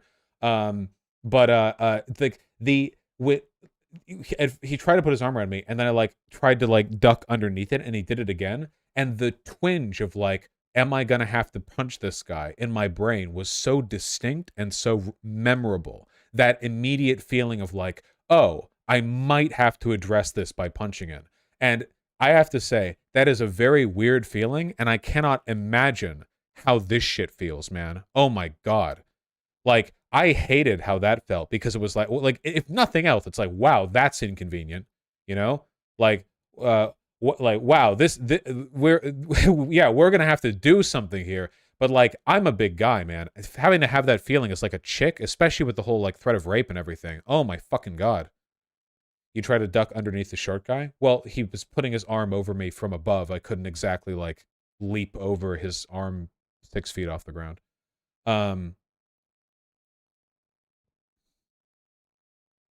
Maybe if I was built different.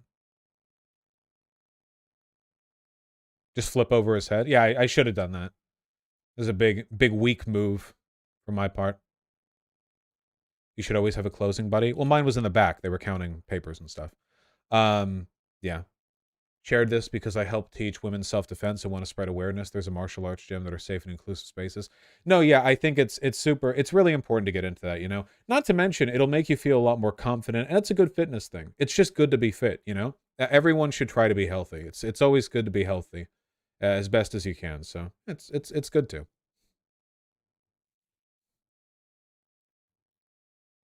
Also good to have, like, a taser.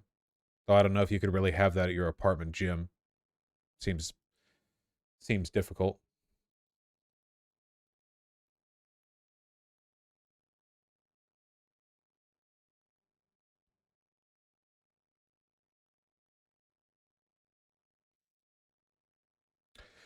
Sorry, getting in halfway on a chat convo. Amber RCK, actually, striking the balls is, hold on, adjusts glasses, writes down on a clipboard. Striking the balls is ineffective and really dangerous and bad advice to give in self-defense. Always go for the throat or eyes unless you physically have grip on the balls to squeeze. Striking is ineffective, inconsistent, and some people have a kink for it. Thank you. It is true that going for the throat is the default behavior of like wolves and cats for a reason, though. Yeah. I had a like really scrawny friend back in high school who was being bullied, and he just like karate chopped the dude in the throat and walked away. It's because like it's not because unless you're like ready or have a, I don't know, you're like an experienced fighter, you don't have like a reflex to defend your throat, right? We spend our adolescence playing video games, not fighting wolves. So you know, and you just really like a light tap to the throat. It sucks so much. Have you guys ever had like a real weight to your throat, or like had something hit right here hard enough to take your breath away? Jesus Christ, it takes like no effort at all. It takes like nothing. It's like nothing. Like even I think easily like a 13-year-old girl, if she got a good wind up to hit you in the throat, could incapacitate basically anyone.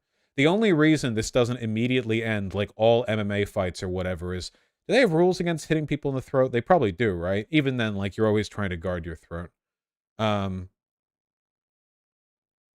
They do? Yeah. It's in the rules? Yeah, because allowing throat hits would mean that all martial arts fights would turn into throat-centric jujitsu, you know? No one would bother going after anything else. Everyone would just, like, dead-eye the other's throat and would spend the entire time doing the crane-style martial arts to strike the, you know, and a lot of people would die, so discombobulate. But, yeah.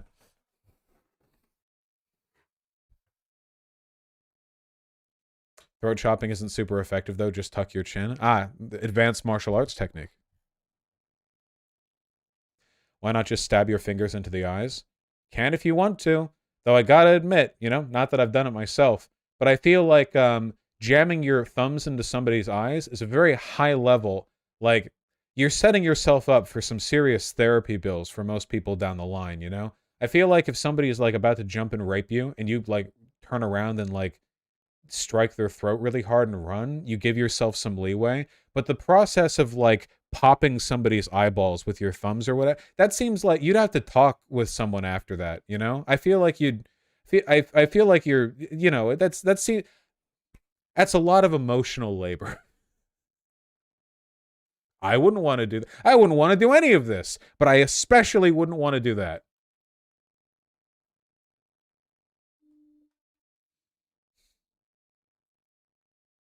Just built different? Yeah, well, there's that. Not yet, Flavier. JS23, I'm not arguing against the morality of defending your life with gouging their eyes out. I'm just saying, it seems like a lot of work. A lot of work. Have you considered not being a pussy, Vosh? Okay, all right, never mind. We have a bunch of warrior-blooded people in chat. It's good to know. It's good to know.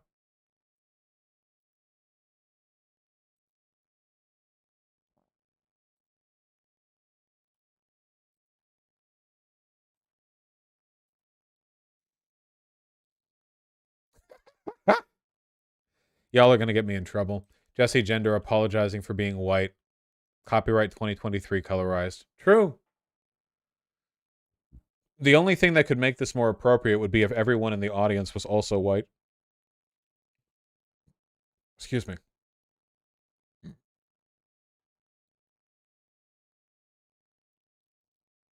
Lol, the username. Beset by tiredness 225. Thanks.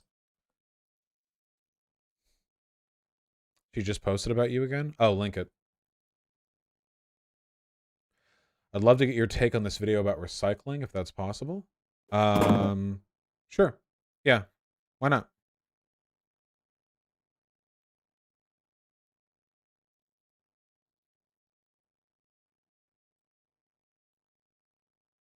Oh, this one just happened, fresh off the presses 7 minutes ago.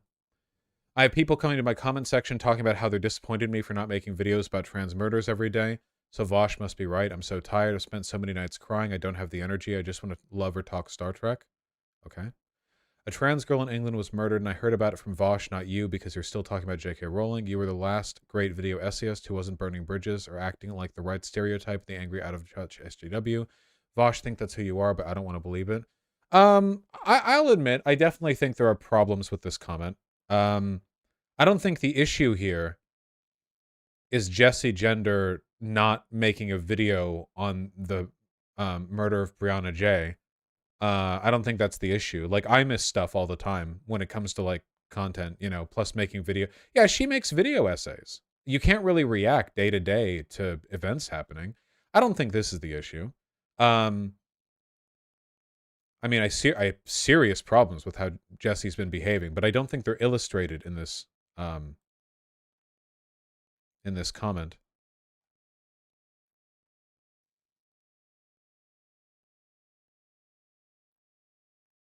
Thank you, Nameless Wing. She'll post videos with her immediate thoughts. She makes videos every day. Yeah, it's a lot of work.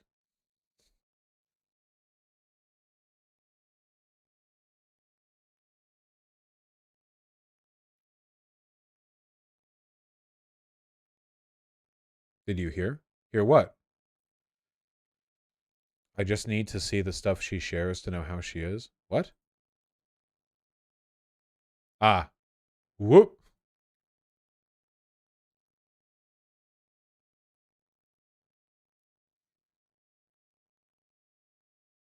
As a content creator, why wouldn't you reply to this? I have no idea what you mean when you say that. I mean, it's a trans charity, though. Oh, sure, fine. But like, I've done charity work and heard nothing but crickets from a lot of people in the online left. And Kira is not the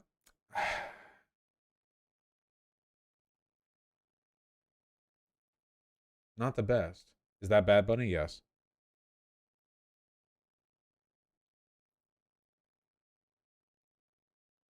She's no angel, right? Hold on. We're doing work for the editors today. Even Greenpeace says most plastic simply cannot be recycled. All right. Nice, DM. Do you recycle? For sure, absolutely. Absolutely, everything I possibly can. For decades, we've been told. Recycle America. Don't just throw it all away. Because recycling will save the planet. You're saving the earth. And that's what people believe. We have to do it for the kids, for the next generation. This will all be back on the shelf as a cracker or cereal box in about 4 to 5 weeks. This recycling company is run by Lynn Hoffman. If we're not using recycled paper and cardboard, we're cutting down more trees. Recycling paper and cardboard does save trees. Recycling aluminum does save energy.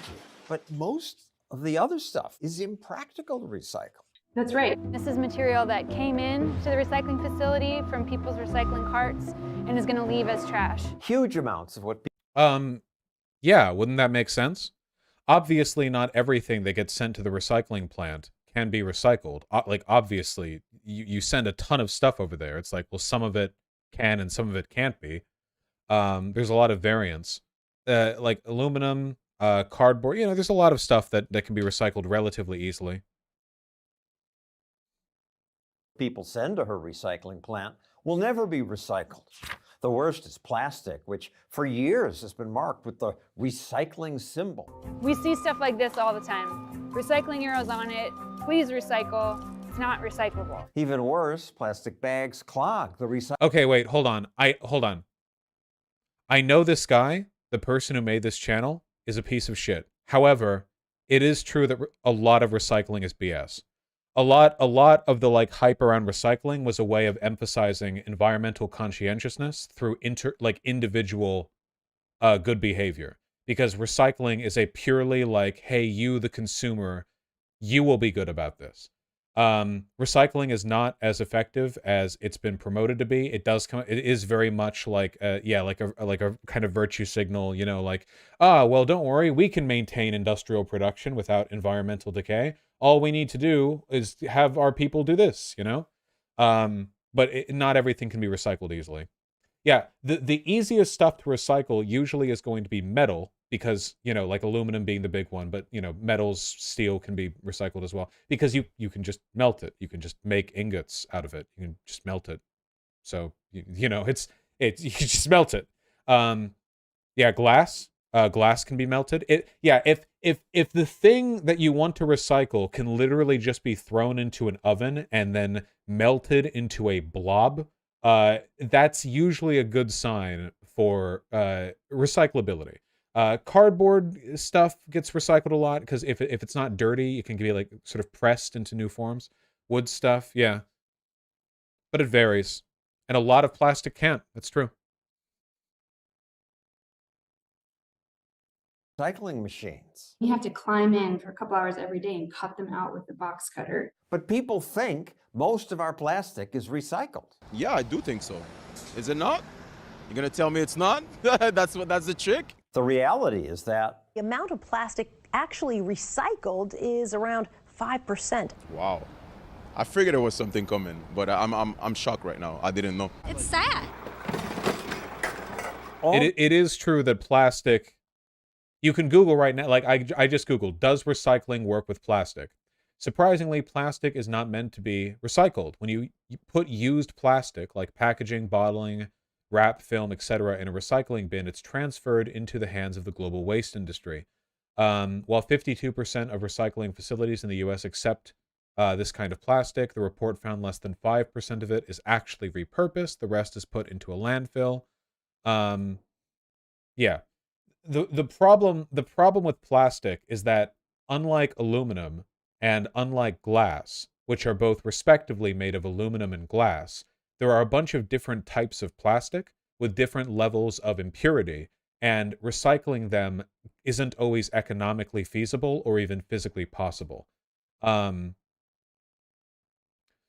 do we move away from glass just because it's more expensive than plastic? Well, plastic is like unfathomably useful. Isn't plastic just oil? That's a big part of it. Plastic is like a god tier production substance. It just doesn't decompose, which is a problem, of course. Yeah, glass is heavy. It breaks. Also, you can do plastic injection molding. Basically, like plastic is like the bedrock of the past 70 years of commercial advancement. It's a very useful material. Unfortunately, it's not easy to recycle. There has been talk of using some kind of microbacterial, like fungus or something, to decompose. Hold on. Decomposing plastic bacteria. Where are we with that? Enzymes? Ideonella sacchariensis is a bacterium from the genus Ideonella and the family Comemonadanaceae, capable of breaking down and consuming polyethylene terephthalate. Okay, yeah. It's some science stuff. I don't know. All my life, I've heard about how important it is to recycle. It's not. Science writer John Tierney debunked recycling claims years ago. His New York Times Magazine story, "Recycling is Garbage," set a record for Times hate mail. And yet... Well, wait, hold on. That's bullshit if it's being right here. Glass and this doesn't look aluminum. Would this be tin or steel? Like glass and metals. You should recycle those for sure. That's good. Story, "Recycling is Garbage," set a record for Times hate mail. And yet, what you said is still true? It's even more true today. In fact, the economics have just gotten worse. Now, my city would save more than $300 million a year if it just stopped recycling. Recycling is an industry that's using increasingly expensive labor to produce materials that are worth less and less.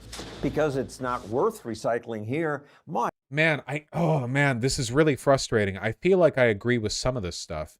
So the problem is, like, you can recycle glass, but you guys know what glass is made of, right? It's made of like silicates, and it's really like glass is cheap. It's not hard to make sand, you know? So like having a processing facility to recycle, remelt a bunch of glass, is that like necessary? Same with aluminum. And like we definitely don't need to do this with iron. We have tons of iron. We're not going to run out of iron. Newly made plastic costs $72 less per ton than recycled plastic. Yeah, I don't know. It's difficult. Cuts down on landfill space. Yeah, depending.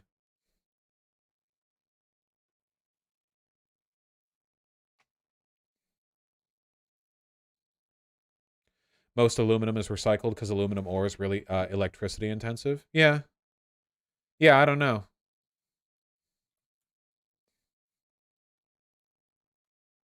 Much is shipped overseas to countries like Malaysia, where it's just piled up. A vast field of plastic 2 stories high. Some of it from America. See if we can look on the back here. Marysville, Ohio. Look, Walmart bag. They just dump here and then they burn it. That pollutes even more. And what they don't burn, they sometimes dump in the ocean. One garbage truck of plastic is dumped in the sea every We'll watch the Climate Town video after this. minute. What happens with plastic then? Well, right now we don't have a solution to plastic.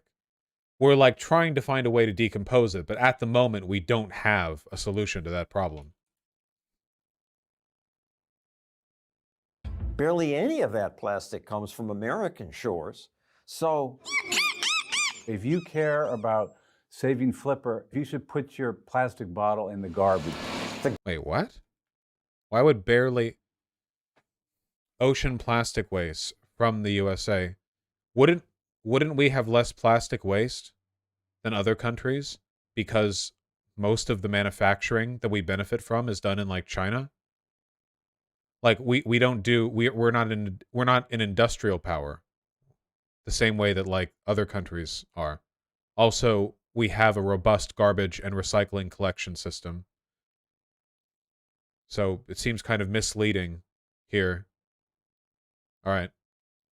plastic comes from American shores. So, if you care about saving Flipper, you should put your plastic bottle in the garbage. The garbage? But then it would go to a landfill. And aren't we running out of space for landfills? I'm sure we are. People believe that because for years the media said, we've about run out of places to throw away our throwaways. They think that because years ago there was so much publicity about this barge. A symbol of this country's growing problems with trash. A very stupid point is about to be made, and I can't wait. The barge traveled thousands of miles looking for a place to dump its load. But it wasn't because there wasn't room. States turned this barge away because alarmist media scared people about what it contained. There could be infectious waste. Dripping brown ooze of possibly infectious material. We don't know what kind of tropical vermin is in that garbage. The EPA later found it was normal garbage. And landfills had plenty of room for it. Today they have more space than we'll ever need. If you think of the United States... What? More space than we'll ever need? Can you demonstrate that or substantiate that point in some way? Please?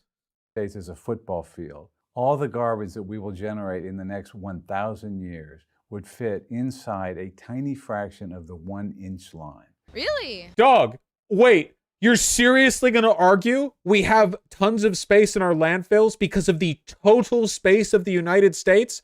Yeah, let me just dump my New York City trash over in this empty spot in Nevada. What the fuck are you talking about? Are you oh my God, that was so stupid. Holy shit, I fucking knew he was going to do it. When he said we have room for landfills, what he meant is we have open space, hypothetically, in our country.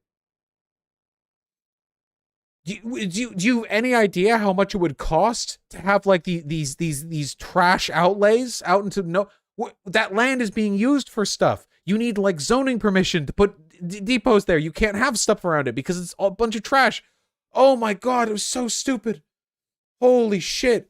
Guys, how can we ever run out of landfill space? Huh? When landfills represent a fraction of a single percentage point of our total land space, huh? What if we just made 1% of the United States landfill? Oh my God. Oh, that's surprising. On top of that, today's landfills are not the polluters they once were. Some sensible regulations make sure they don't pollute. Eventually, regulations this guy would probably be opposed to under any other conditions because he came from Fox News. Also, landfills absolutely still pollute. There are still issues, 100%. You can only landfill-proof a landfill so much. Eventually, landfills are turned into ski hills, parks, and golf courses. Putting garbage here is much cheaper than recycling. So why do towns keep pushing recycling? They do it because people demand it. It's a sacrament of the green religion. I rinse my... Excellent, extremely high IQ takes here. They do it because it is so frustrating for this to be lambasted as some kind of like ultra woke green revolution, like Green New Deal bullshit, when in reality, the overfixation on recycling as a solution to ecological issues was promoted by companies as a way of displacing corporate responsibility for waste production onto the consumer. Like, this is literally the ultra watered down, let the individuals be responsible, let the cities pick up the bill for the recycling management, to anything that prevents corporations from having to foot the bill. And that's what this guy is saying is green religion bullshit. Buddy, listen, okay? I talk to anarchists on Twitter. You want to find people who treat the environmental conscientiousness like a religion? All right, I can find you some people, all right? There are some wacky takes out there. This is not one of them. Cans, I take my labels off. If there's plastic on that's something that's paper, I take the plastic piece off of it. That's fine if they want to do it voluntarily, but we shouldn't mandate that. It's not my religion. We don't. Wait, hold on. Where do we mandate that? Where in America do we mandate recycling? Is anyone aware of this at all? Where is it mandated? How would you even... Would the cops like arrest you if they found like an aluminum can in your garbage?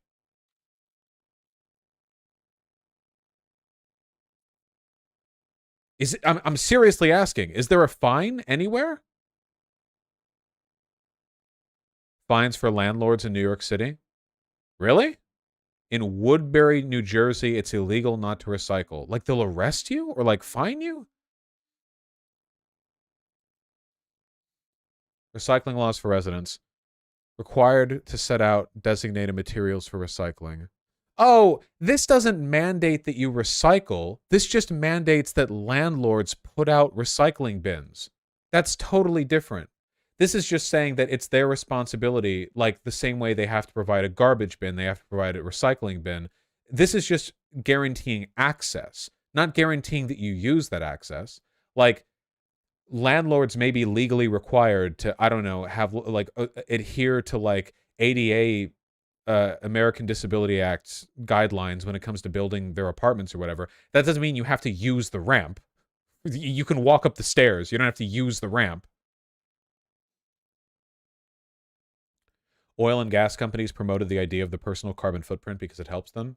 Yeah, the whole idea, every effort to listen, guys, for as long as ecological awareness has been a thing, activists have been fighting for systemic change, and corporations have been fighting for individual conscientiousness. The idea of like individuals and how much impact you have on the environment. The God's honest truth is, guys, you can drive a car, you can ride a bike, you can do whatever. You could be fucking homeless. In the United States, if you live in the United States and participate even remotely in consumer production, you will always have a significantly higher carbon footprint than some poor person living in Malaysia, okay? There is nothing you can do about it. And the reason for that is not interpersonal. It is systemic. No, in the Bay Area, you can't have recycled items in your trash. Everyone in San Francisco is required to separate their waste. Blue bin, compostables, black bin. I doubt anyone is getting fined for this, but I guess. I mean,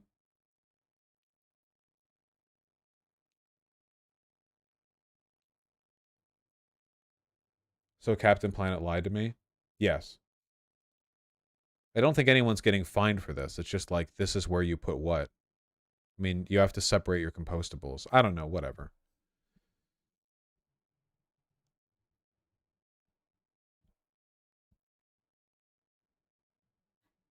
Hold on. People are linking a lot of stuff, but I love ignoring chat. More than anything else, I love ignoring chat.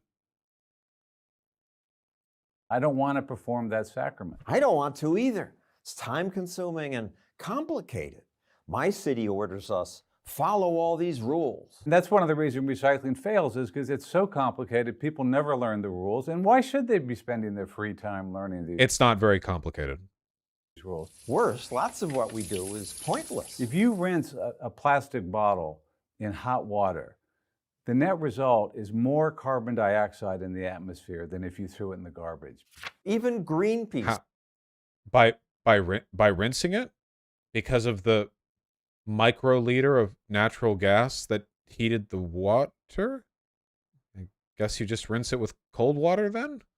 Said most plastics simply cannot be recycled. So what's Greenpeace's solution? Let's stop producing it. You're saying don't use plastic at all. Ban plastic. I think that's where we're headed. No more plastic? But plastic often creates less emissions than alternatives.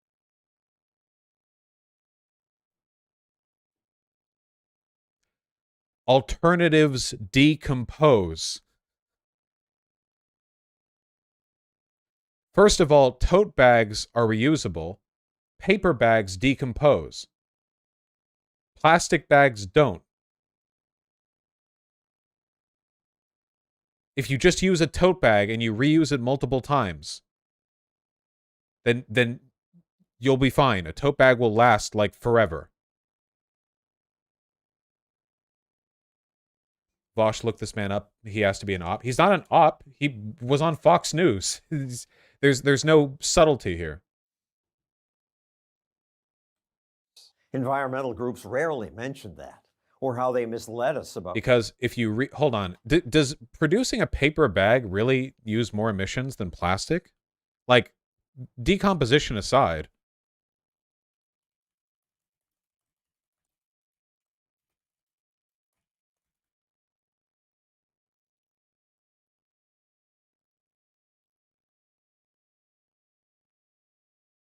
Plastic bags generate 39% less greenhouse gas emissions than uncomposted paper bags. So yeah, plastic bags would be less emissions, but they would decompose. I guess you just want to go with tote bags. To be fair, plastic bags you can use forever too if you stop treating them like single use. Still using plastic bags from like 10 years ago after the bag tax here in the UK. Yeah, you can. The main issue is that plastic bags suck and are gay. That's my main issue. They rip. It depends on the bag. Some plastic bags from some companies will be really thin and some won't be.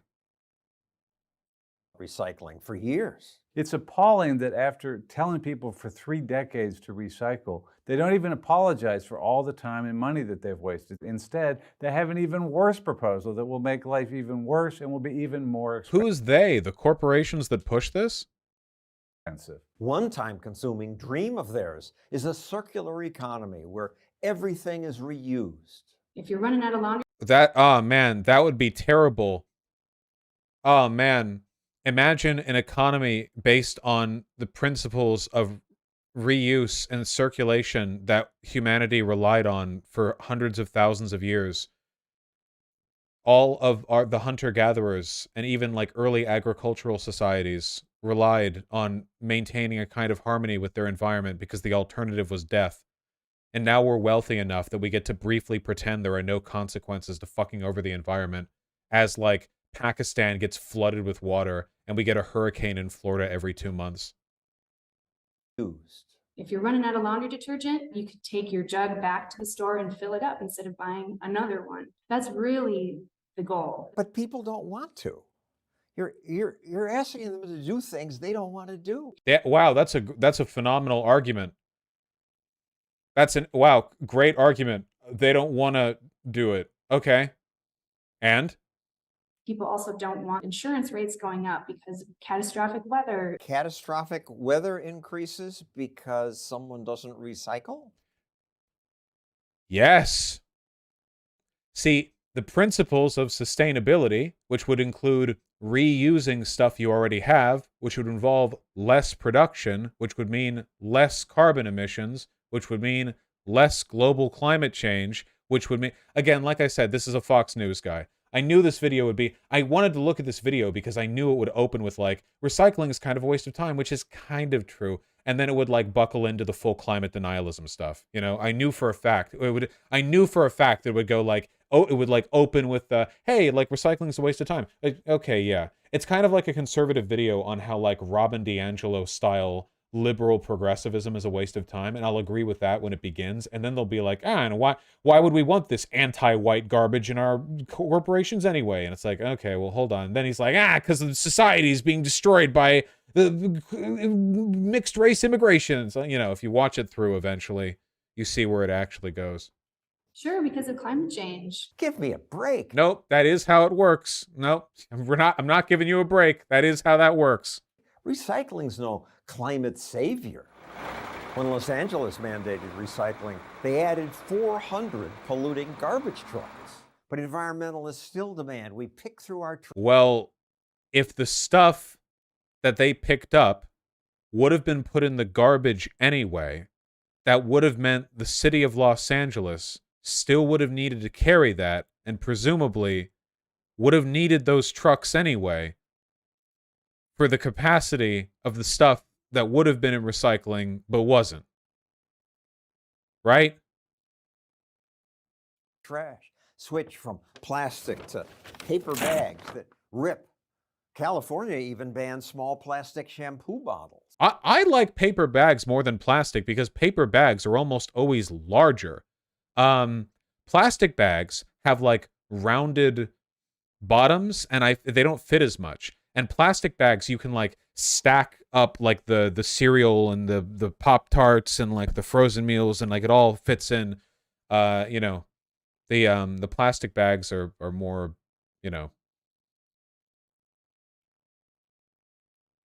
Tasteful things. Why do you want to make life more difficult for travelers? Some of these rules are just for travelers. Wait, are we seriously arguing against sustainability as a principle because they can't have little like miniature shampoo bottles? Notice how he's not making any prescriptions to help the environment. No, of course not, because he doesn't care. Listen, I'll attack recycling and our fixation with recycling. I'll do that. I'm fine with doing that.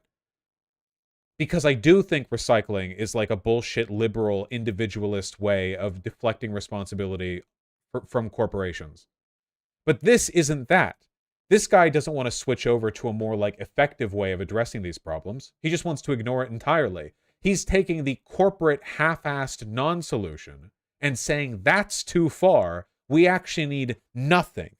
The real solution we need is nothing, because we can just make all of America a landfill. We're never going to run out of landfill space. Look at all the space in America that isn't a landfill. Why don't we just make it a landfill, huh? So arbitrary and silly. It's simply a way, I think, for Greens and for some politicians to pretend that they're saving the planet. And it's just so people in power are using this ineffective solution as a way of LARPing as ecologically responsible. Well, I wonder if maybe we could go for a more radical solution. But you'll notice this guy doesn't accept that, because when that lady said that ideally we could reuse containers to get laundry detergent from a store, rather than getting a new container, we would just reuse an existing one, which I think would have a marginal impact on our consumption, but I think the heart's in the right place. He just made fun of it. So clearly his issue isn't actually with recycling. His issue is the concept of ecological sustainability. Probably because he worked in a network, Fox, which is, literally owned by a guy who goes to the same, deep state Illuminati meetings as all the people who own our oil and coal industries. Third, yeah. It feels like they're doing something. Right, and I think they get a charge out of telling people what to do. Nice.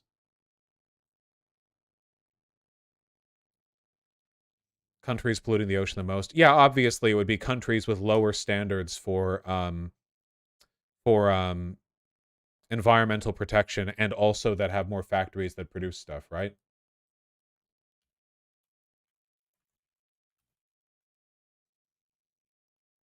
You guys ever really sit down and think how much plastic is in the ocean? 'Cause there's a lot out there.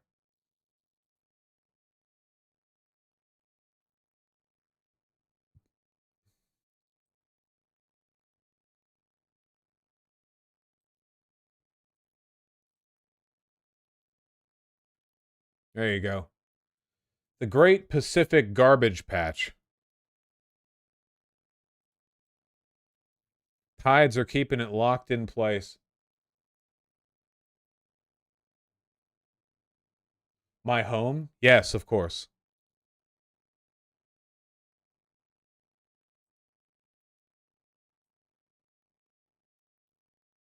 There's a lot of it. Can we nuke it? Can we nuke it? An excellent question. I'm sure we can. And I'm sure we should. Here, hold on. We can't be done with this. We have to watch the Climate Town video. So this one's entitled Plastic Recycling is an Actual Scam, but this video will be a good video, unlike the last video. Hey, I was supposed to jump out of this to kind of scare you, but it turns out that's funnier on paper than it is in practice, so I hope you don't mind too much. Boy, I got a lot of plastic here, and don't worry, I'm gonna be putting it in a recycling bin because I'm not a sociopath or some kind of libertarian. But here's the thing. Most of this plastic will end up in a landfill, or burned, or in the ocean.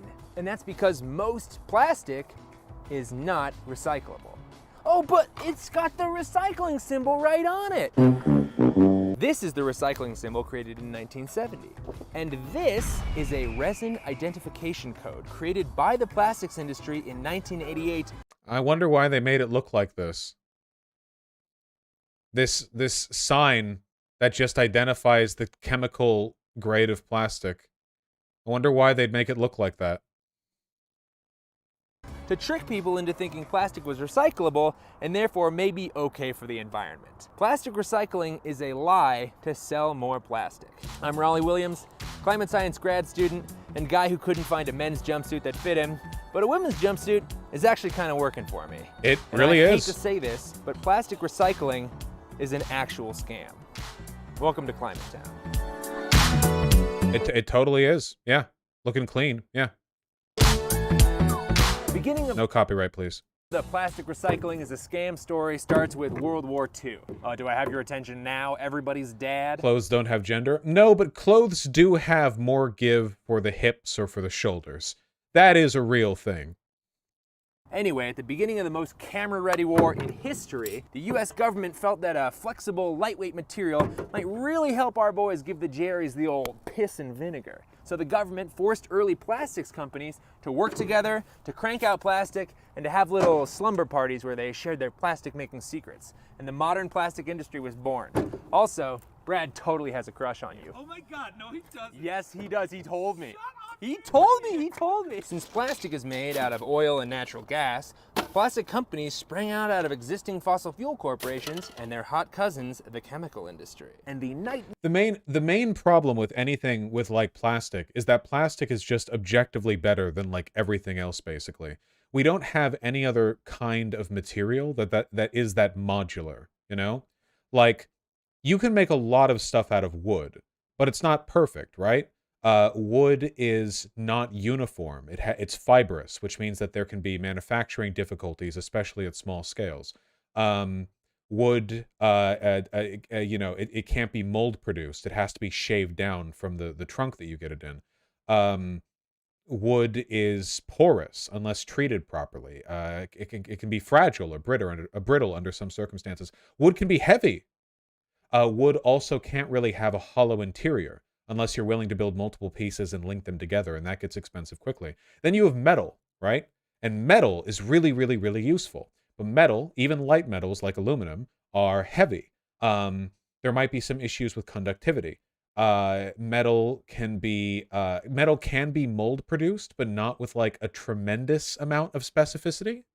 It's possible, but like kind of difficult, you know? But plastic, you can do anything with plastic, man, and it's cheap and it's transparent. You can make like ultra durable shit that'll last forever, and it's cheap to make, and you can make it quickly, you know? I mean, Legos. You can do a lot of cool stuff with that. We just don't really have an equivalent when it comes to that degree of variability. Yeah, polymers have a relatively high strength for a low density and weight.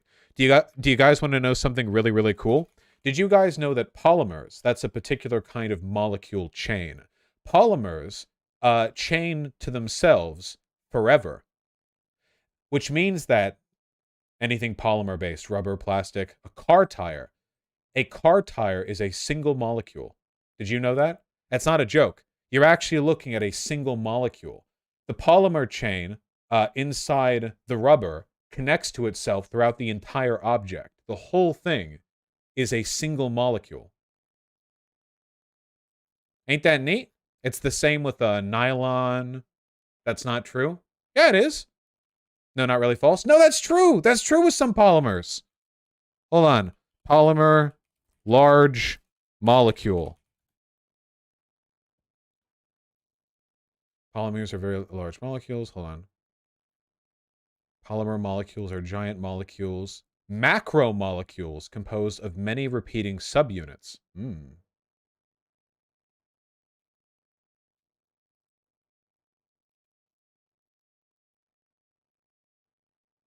You're thinking of vulcanization? Don't we literally vulcanize rubber? You've misunderstood something?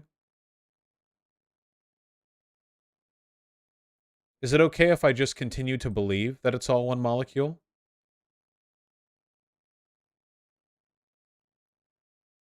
Yes?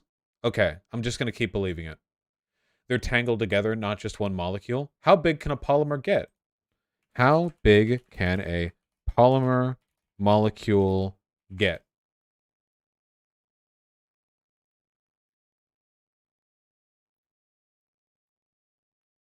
There is no size limit to the size of molecules. Guys!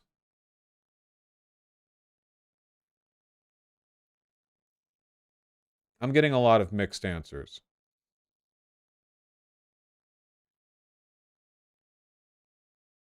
Technically infinitely long, but not normally infinitely long. Okay, so polymers could theoretically make up an entire tire, but it's kind of like I made a single unbroken chain of gum wrappers that wrap around the planet. Like, you can do it, but the chain will probably break somewhere, right? There's no upper limit, but like realistically it's not.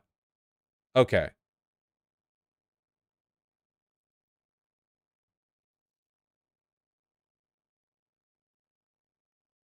I still want to believe that it's just one molecule. Moving on. Nightmare lobby industry group, the Society of the Plastics Industry, was born.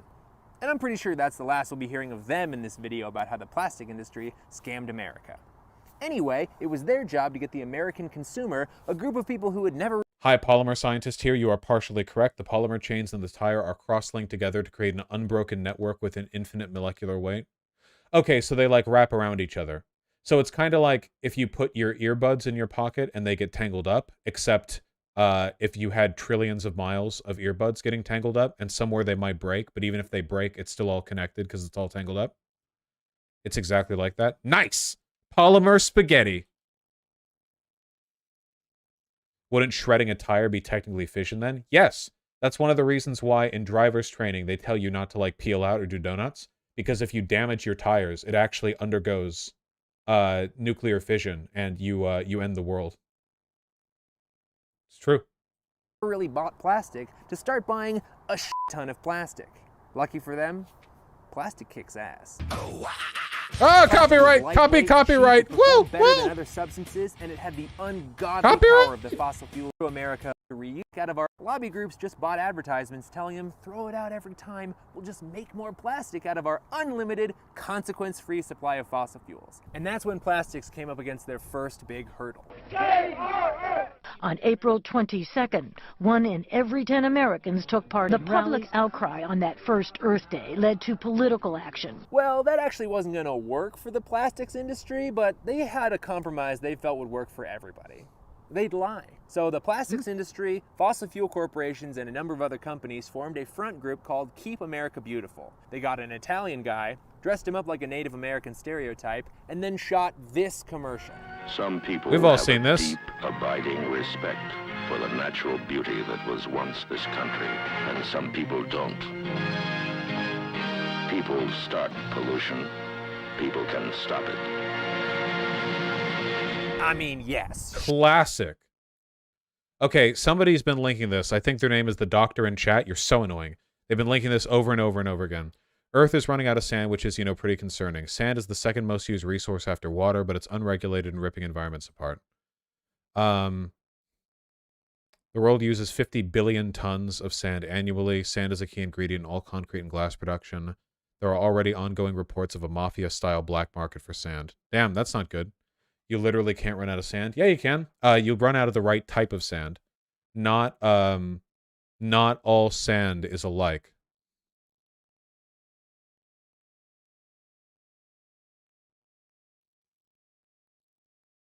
TF2 IRL. True.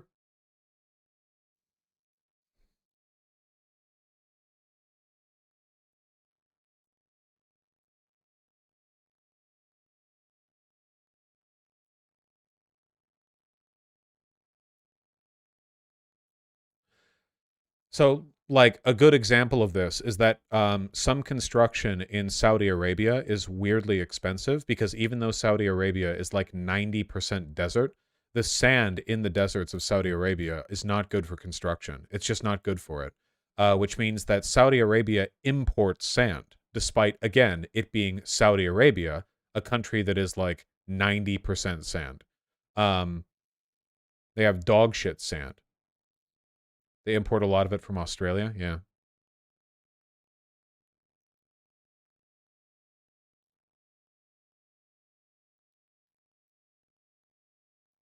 It's kind of a crap article, but yeah.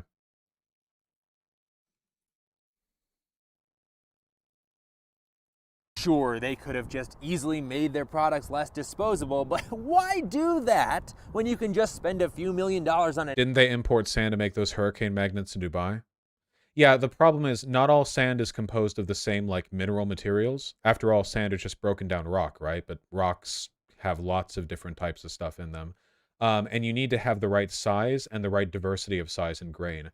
I think that concrete uses cement, sand, and gravel in its mix. But the sand, you want there to be, like, a variety of different grain sizes, and you want them to be appropriately kind of jagged because it helps with the adherence process of the chemical mixture of the cement drying with everything else. But if all the sand is really smooth, I think the problem is that Saudi Arabia has been a desert basically forever. It's been like windswept desert for ages, which means that a lot of the sand there is just like ultra smooth, which means that it's not good for construction.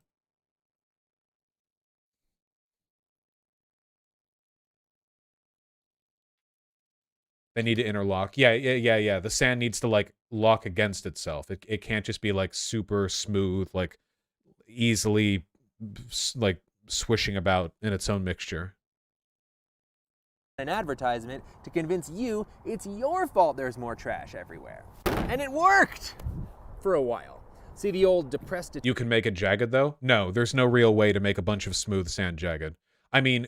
Maybe you could, but I don't know what you would do, like toss dynamite in the sand. It would be like we're talking about needing like tons and tons and tons and tons and tons of sand, and the process of like all of it's super smooth and tiny. Let's mix this up, make it jagged again. I don't know how you do that. That'd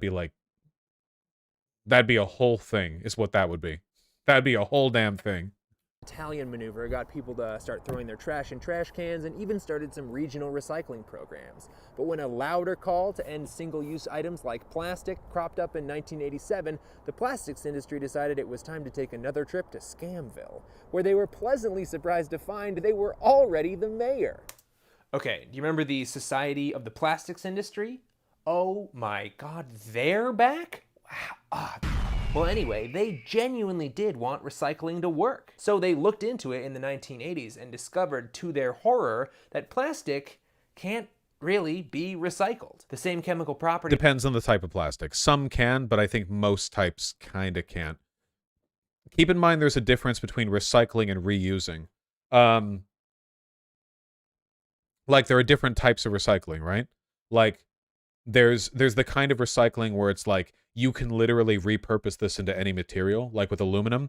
If you recycle a bunch of aluminum cans or glass and you melt them down, that shit is just aluminum or glass again, you know? You could do that infinitely.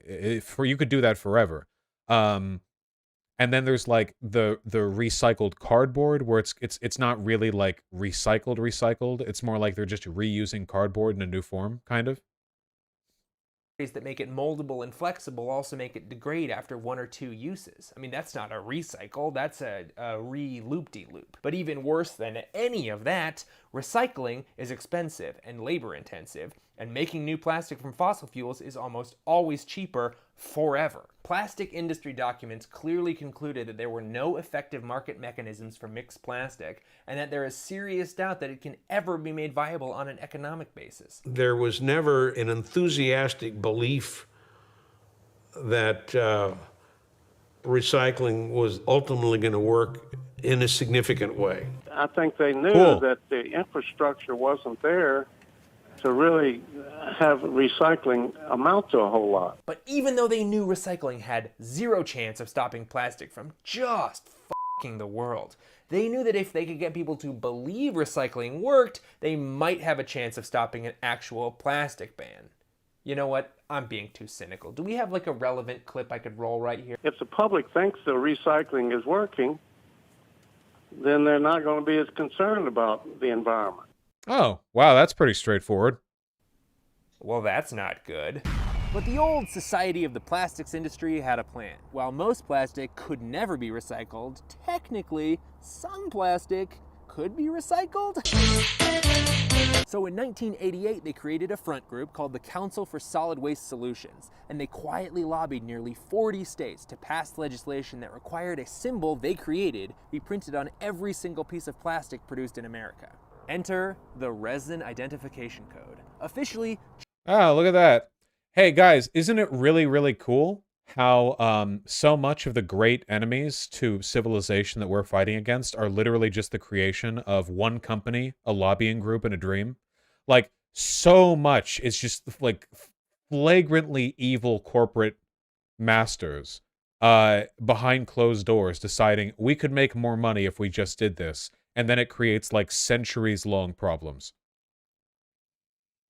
Just a way to say what type of plastic the item is made out of. Now, to be clear, this is not a recycling symbol. See, the recycling symbol was public domain as of 1970, so the plastics industry just kind of borrowed it, stuck a number inside, and now it's a completely different symbol. What do you mean it looks like the recycling symbol? Don't you see the number inside? Of the 7 kinds of RICs, only 1s and 2s are commonly taken, and even they have a slim chance of actually being recycled. But the plastics industry has made sure that every single piece of plastic has a recycle symbol on it, except no they didn't, because that's not a recycle symbol, it's a resin identification code, because it's got a number. If the public thinks the recycling is working, then they're not going to be as concerned about the environment. So whenever the environmental movement would build up a head of steam, the plastic industry and fossil fuels would just pour millions of dollars into recycling campaigns until calls for plastic reduction died out. Then they just pull their funding and all the recycling initiatives collapse until it's time to promote recycling again. Now, please remember that the Fox News ghoul in the video we saw before is completely okay with this process. It's just his job to denounce the recycling as part of the public solution, you know? Like, the process of corporations maximizing profits by lobbying in such a fashion as to divert responsibility onto the public and onto the taxpayer as a way of actually taking the heat off of corporations. He's completely okay with that. It's just his job to put pressure in from the other side by complaining about the watered-down corporate solution that was offered as well. Yeah, it's controlled opposition. For all the millions of dollars spent touting the wonders of recycling, only 10% has ever been recycled. Well, damn, Daniel, what are we gonna do? Well, first of all, we gotta stop treating recycle like it's the Beyonce in the Destiny's Child of reduce, reuse, recycle. Beyonce is that reference was so hip that I have no idea what he's talking about. Reduce, reuse, and recycle is the other two. Second, we gotta keep recycling.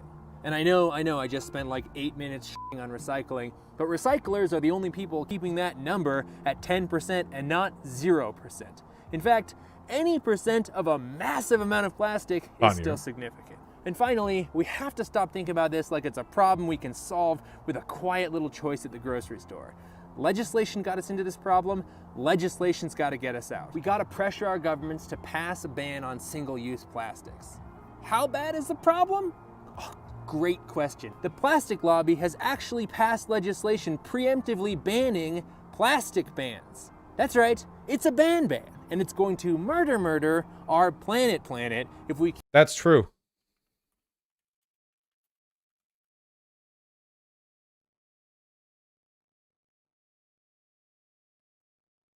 A third of the U.S. has laws preventing plastic bans. All of these are, of course, corporate lobbyist-backed. They can do that? Well, they can do anything if they're in power.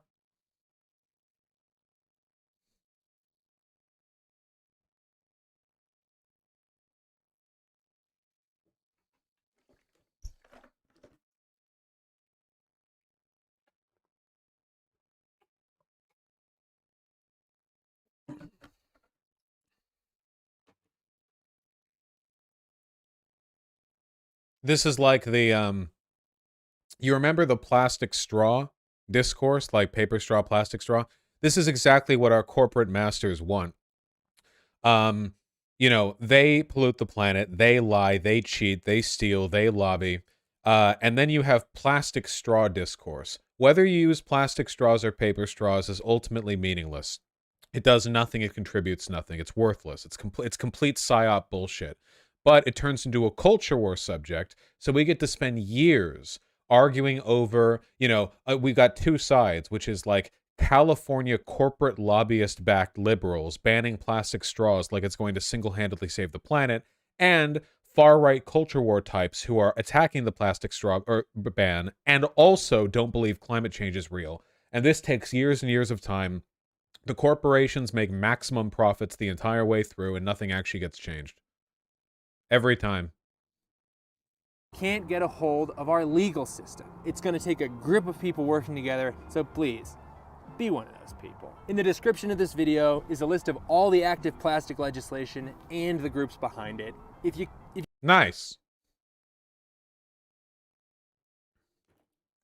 This guy seems neat. Oh, yeah, no, the Climate Town is a great YouTube channel. I'm glad I looked at it, TTB Infectious. Yeah, Climate Town makes great videos. Pretty regularly as well. The suburbs are bleeding America dry. I saw that one particularly good. I'm a big fan of the channel.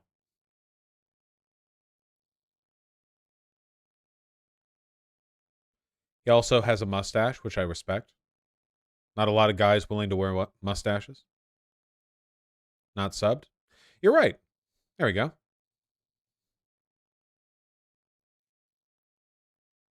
The Voosh endorsement.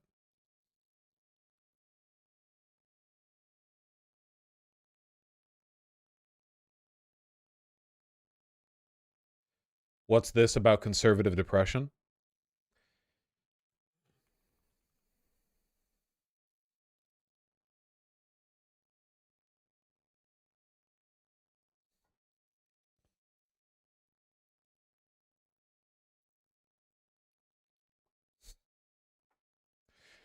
So John Fetterman just yesterday was hospitalized for depression. He had a stroke again, or not a stroke, something? He had something.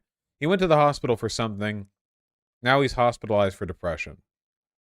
Interesting thing for a politician to be hospitalized for, isn't it, right? Like we're used to it being heart difficulties or something. Depression, that's a new one. Well, how does that work? Well, strokes, which he has been known to have in the past, can significantly affect your brain chemistry. Unfortunately, a lot of our mental health is a chemical matter. It is, after all, the production of chemicals that determines our mood. That's how the brain works. It's not magic. It's all physical processes. And a stroke can really imbalance that stuff. Oh, wow, I thought this was going to have something to do with conservatives being depressed, lol. Hold your horses. So, there was a Twitter post that I saw. I think it was of this headline. It was from a conservative Twitter account. and they were saying, we are not a serious country. The basic premise of the conservative tweet was there's something deeply unserious about being hospitalized for depression. So I'm going to leave aside all the basic psych education stuff for a second, and I want to talk about something that I've been talking about, but I want to talk about it a bit more directly. Have you noticed that the right wing, for years now, has been waging a war against mental health as a concept? Like, for years now, I have been seeing so many conservative figures who have been saying stuff like depression isn't real, anxiety isn't real, you don't need SSRIs, all this stuff is fake. They recently, hold on, there was recently a big study on SSRIs that that conservatives then went on to say, like, oh, so SSRIs are completely ineffective, which is not true. SSRIs definitely aren't effective for everyone. Hold on. No evidence that depression is caused by low serotonin levels finds comprehensive review. After decades of study, there remains no clear evidence that serotonin levels or serotonin activity are responsible for depression, according to a major review of prior research led by UCL students. So the actual, like, results of this, because a lot of conservatives ran away from this going, oh, see, there is no such thing as a chemical imbalance. It's actually all just your willpower. Hold on. A growing number of scientists and professional bodies are recognizing the chemical imbalance framing as an oversimplification. There is also evidence that believing that low mood is caused by chemical imbalance leads people to have a pessimistic outlook and likelihood of recovery and the possibility of managing moods without medical help. This is because people will meet criteria for anxiety and depression at some point in their lives. The authors also found evidence from a large meta-analysis that people who used antidepressants had lower levels of serotonin in their blood. They concluded that some evidence was consistent with the possibility that long-term antidepressant use reduces serotonin concentrations. The researchers say this may imply an increase in serotonin that some antidepressants produce in the short term could lead to compensatory changes in the brain that produce the opposite effect in the long term. While the study did not review the efficacy of antidepressants, the authors encourage further research and advice into treatments that might focus instead on managing stressful or traumatic events in people's lives. It says right there, the study was not even on antidepressants. This is just how drugs tend to work, especially SSRIs, which are complicated and don't work for everyone. Obviously, psych stuff is really complicated, and you probably shouldn't be getting advice in it from like a conservative culture war, veteran who doesn't believe that people should go to college because it'll infect you with liberal values. The brain state is complicated. We know for a fact that people can, for example, become depressive after strokes, after giving birth. Postpartum depression, that's a big thing. Understudied for a long time because, as it turns out, nobody cares about women, especially not in the medical industry. The push against antidepressants and mental health in general from the right, and I've been seeing this for a long time. I wanted to talk about it, just very briefly. Why do conservatives want people to stay depressed? And I think there are a couple of reasons, and I just wanted to outline my thoughts, So it's sort of a broad exercise, analysis. They want you to die. Sure, it is true. They're demons. They want you to die. That's part of it. I think a large part of it also is that mental instability is a kind of like a recruiting ground from them. We know, for example, that Steve Bannon specifically targeted like incel communities online for the far right. Stormfront did the same. 4chan is simultaneously a largely far right website and full of incels who are suicidally depressive. So there's already an overlap there. I think environments like that tend to make for like really good culture war warriors because uber depressed, like young men are like an easy recruiting base. I think a lot of it also has to do with a kind of rejection of modernity, because if you have a bunch of unhappy guys and girls, it's really easy to sell people on the idea that like, well, why are you miserable? You're miserable because of feminism. Women shouldn't be working jobs, all this polyamory feminist bullshit. You would be happy if you just had a wife and had kids and settled down and blah, blah, blah, blah.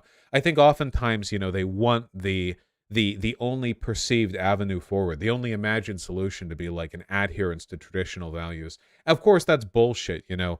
1950s women were mainlining opiates, antidepressants, anti-anxiety drugs. It's not as though they were all super happy back then. I mean, Death of a Salesman, the play about a was it a play or a novel? It's a play, right? Yeah, stage play. Yeah, I read the novel, but it was originally a play. Then it was made into a novel. That's right. Okay. You know, Death of a Salesman is about you know, like a go-getting dad, an American salesman, you know, like going door to door selling vacuum cleaners or whatever, but he's not good at his job and he's not able to provide for his family and he ends up killing himself. Spoilers. Death of a Salesman. You get why it's titled that now. Basically, he believed the lie of the American dream. He believed that if you just knuckled down, showed up every day, and put in a lot of work, you would eventually be able to live the good life. But he wasn't, because it was, of course, not real. And that play was so subversive back when it came out that there were nationwide calls to ban it. The idea that people could be unhappy even if they were living out the model American dream life was so subversive to conservatives at the time that they wanted it banned. It was considered anti-American. It was considered communist propaganda because the implicit message, of course, was that the consumerist capitalist drive to work until you die, the idea that your livelihood, that your very personhood is dependent on your job, on your ability to provide for your family in a market system, the idea that that's damaging, that that's harmful, that it's alienating, that it makes people miserable, that was considered communist propaganda by a lot of people. Don't we kind of see parallels in this? Conservatives are always telling people, shut the fuck up, don't talk about your feelings. We don't want to hear it. Bottle them up. If you're a real man, you'll shut up and you'll get your work done. And I feel like a lot of this is because ultimately they're trying to recapture and remodel the older style of conservative like capitalist wage cuckery. The idea of this completely uncritical adoption of the American dream, no matter what the actual like real economy looks like, as a way of getting people to shut up and be economically subservient. In a lot of ways, it's really just trying to get people to shut up. The opposition to SSRIs and any kind of psychiatric help in general seems to me like, in a way, more words, put to what Jordan Peterson said in his book, the whole before you criticize the world, make sure your house is perfectly in order. Basically, if you're not feeling well, it's because you're not doing the wage cuckery enough. And if you're still not feeling well, it's because you're still not doing it enough. And don't bother me, effectively. Anyway, you know, that's why I think the Twitter post talked about Fetterman being hospitalized for depression in that way. I think we kind of have this mental image of very powerful people as not being susceptible to psychological damage, you know? Like, we hear about our friends and family going to therapy, but how often do you hear about, like, business tycoons or politicians doing such? There's an air of invulnerability that they deliberately cultivate because it's not like ultra-powerful, wealthy people don't take meds or go to therapy. These people are fucked up in the head. Of course they do. But they hide it, and there's an effort to hide it because there's a need to maintain a cultural artifice that actualized people, that powerful people, people who have succeeded in the system, don't have to deal with these mental health issues because ultimately these mental health issues are Untermensch bullshit, right? They're for lesser people to worry about, whereas the people on top are steady, rock steady at all times. I think that's what they want to promote. I think that's one of the reasons why they consider it kind of like subversive to see someone like Fetterman say, you know, I'm going into the hospital being treated for depression or whatever, because it kind of puts a lie to that. Yeah, DM's correct as well. It's a lot of it's a Christianity thing as well. The idea of putting your mental well-being in the hands of some kind of scientific solution as opposed to prayer and God. Taboo in some groups. They mocked AOC for it too. Yeah, oh yeah. They did. They spent like a full year making fun of AOC because she said she was feeling traumatized after the whole Jan 6 thing. Because she was afraid that like her portion of the building was going to be stormed, which, you know, very may well have happened given how things were going that day.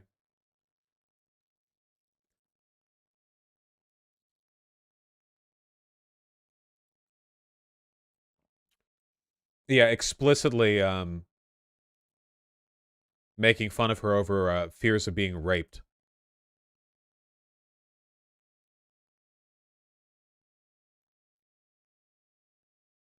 I remember this clip.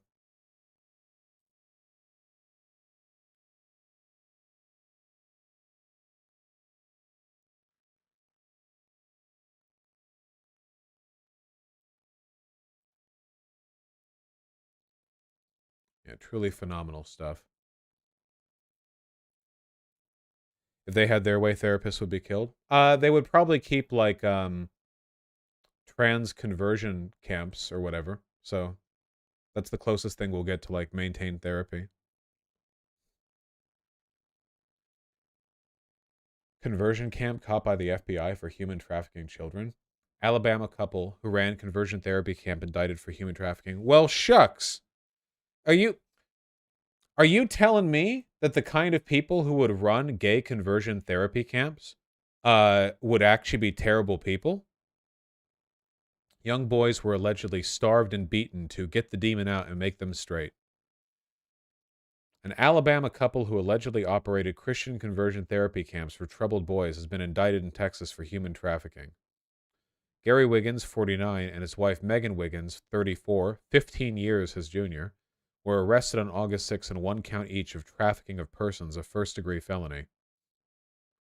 It comes after a year-long investigation into the couple's residential home for troubled boys in Burnett County, Texas, where they were accused of trafficking underage boys and making them, quote, engage in forced labor or services.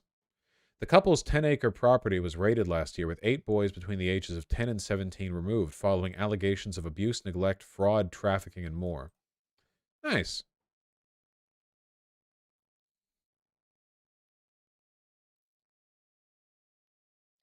The Alabama home called Blessed Hope Boys Academy was investigated by ABC's 2020 after boys told of the abuse they suffered, including starvation, forced exercise, and solitary confinement, as well as anti-gay conversion therapy. Lucas Greenfield, whose mother sent him to the camp because he is gay, told 2020 that Gary Wiggins, or Brother Gary as he was called, would beat him. He took off his belt and started swinging, Greenfield said. He reported to the police that Wiggins said he was going to get the demon out of you and make you straight. Former teacher Rodney Pinkston corroborated reports of conversion therapy tactics, telling 2020 that Wiggins was trying to force the boys to be straight.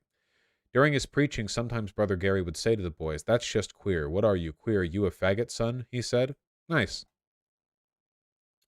Nothing but the highest level of care for these people, you know? Yeah, reminder that only 18 states have banned gay conversion therapy.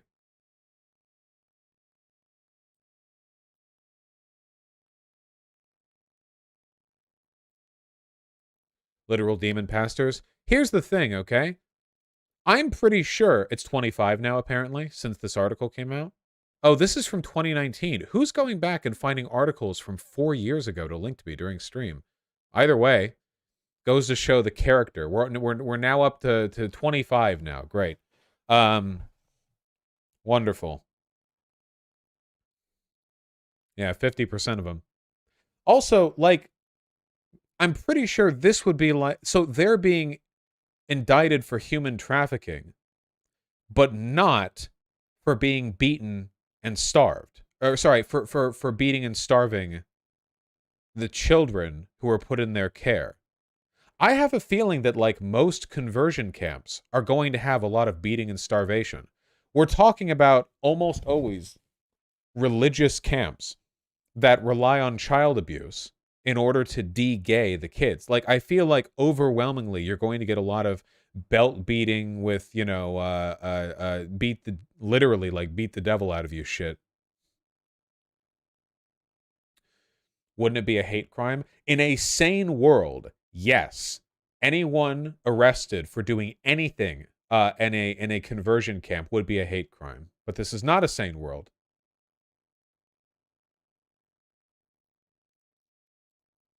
Yeah, that's true, Demon Mama. Pretty soon, in a lot of U.S. states, all trans healthcare will be banned for people of any age. But these won't be. So if parents have a trans teenager, it'll be illegal for them to go to a doctor to discuss their medical options, but it will be legal to ship them off to like Big Papa to beat the shit out of them and detrans them with a belt. Conservatives love beating the shit out of the kids. They love it more than anything else. More than anything else in the world, they love it.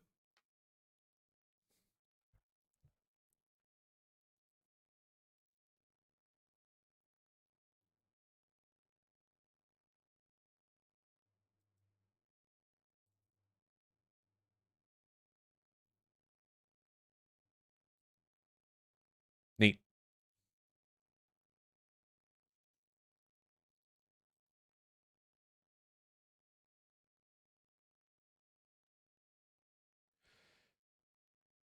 Vosh, within minutes of you giving pragmatic advice against police brutality, people have already found a way to clip you out of context. This is insanity. Will this ever stop? I smell an op.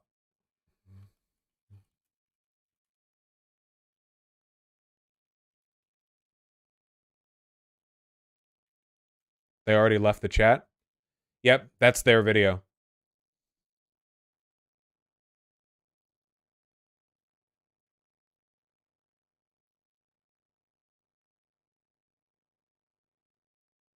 Map for you, Vosh. Republican states are the ones with the lowest access to mental care?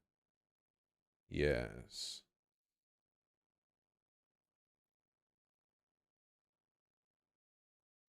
Man, California is looking pretty bad here. California has really bad access to mental health services. But yeah, the Deep South. Alabama's ranked 50. Florida's ranked 49. Texas is ranked 51. How the fuck is Texas ranked 51? Is DC counted as a separate... DC? Okay. Is there a 52 in here? Okay, no, it's yeah, okay, DC. Yeah, just imagine being worse off than Alaska.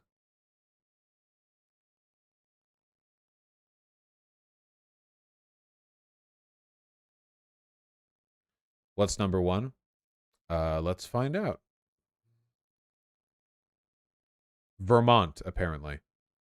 Vermont is number one because if you live in Vermont, you know that you live in the state that Bernie Sanders is from, and that just makes you happy naturally. It's very good.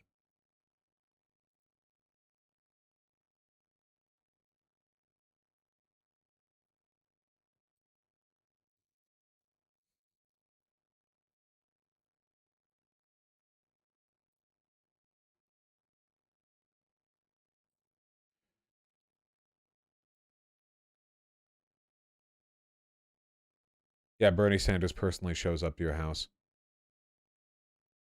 I have friends in Vermont. Almost half of them have just seen Bernie out in the wild somewhere. That's adorable. All right, I think I'm going to read donations then head. I have to get some good sleep tonight because, again, I'm doing vacation stuff soon. I will stream tomorrow morning, though, and we'll get some more stuff out for the editors. We'll talk about the New York Times J.K. Rowling article as well. We'll go over all of it. Or actually, it's quite long. We'll go over a good chunk of it, at least. We'll go over a representative sample of it. No, we're not going over it, Hunga Master, because you were annoying. I say so many times, don't spam links. I see them the first time. But you, how many times did you link that, Hunga Master? Can you even remember? I bet you can't. How many times have you inhaled today, huh?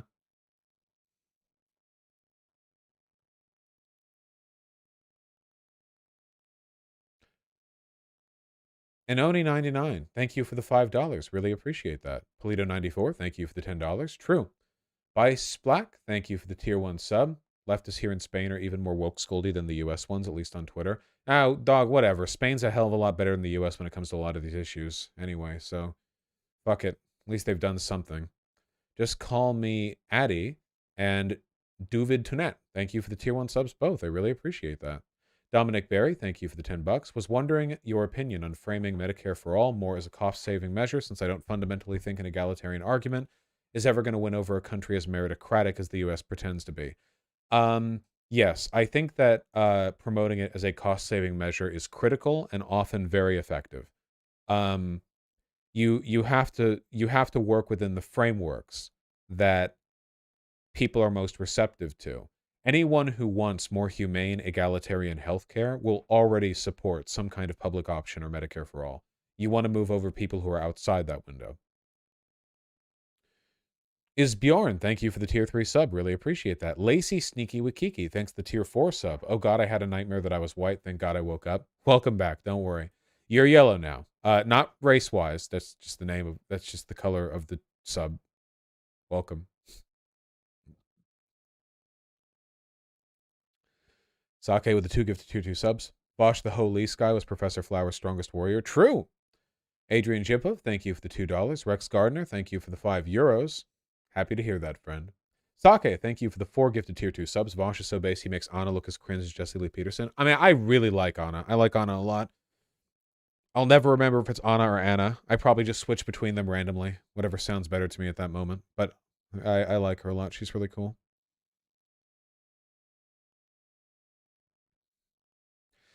Vex the Cat, thank you for the $10. In a Michael Brooks video called Essentialism and Intersectionality, Adolf Reed talks about the problem of ID in academia. It's really interesting in only 15 minutes. I could probably give that a look. I might have actually already seen it a while ago. I feel like I have a vague memory of that. Xleddies has polio. Thank you for the $5. Yeah, it reminds me of that too. This Juan, thank you for the $20. Your arms are hairy, Vorse. That's true. Jesse Casciaro, thank you for the $1 Canadian. Weekend Drew, thank you for the $5. Hey Vosh, I sent you an email earlier today. I think I could provide a compelling argument to not use the R slur. I would really appreciate a chance. If I haven't already sent a response to your email, I'll give it a look, but I can't make any promises. Keffels, hello, thank you for the $10. I'm a go cook dinner. Thank you for being one of the only leftist streamers who isn't so cucked they aren't afraid to call people out and left like this. Yeah, well, don't know how much good it actually does. Thank you. Your boy Shamoy, thank you for the $10. Hi Vosh, as a white person, I will now only listen to black voices for my opinions. I am now homophobic. True. TV Fathers and Stir Fry, thanks the tier 1 subs both. Really appreciate that. Eveline, Eveline, thank you for the tier 1 sub likewise. Party God Troy, thank you for the $5. No.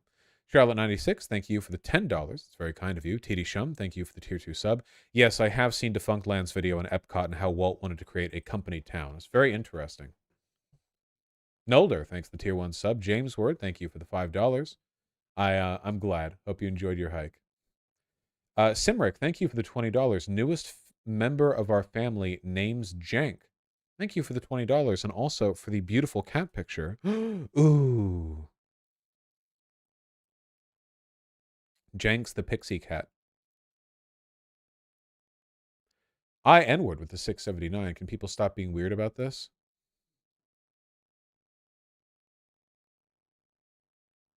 We're doing more blood quantum stuff here. Patrick Mahomes becomes first black quarterback in history to win multiple Super Bowls. Okay, we're walking a fine line here. He looks black to me. Obviously, his skin is really light, but I feel like facial structure-wise, if somebody was like, "Yeah, first black quarterback," I would just like I would obviously believe that. Like Eric Andre-esque. I don't know. Is it the lighting? I don't know. Please be fucking for real.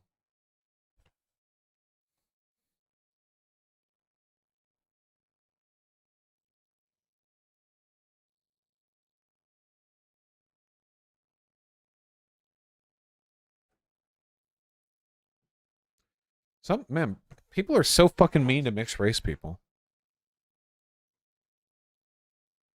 Instead, what if we were nice to a mixed fur baby? Uh-huh. Yep. Just gonna roll backwards. Mm-hmm.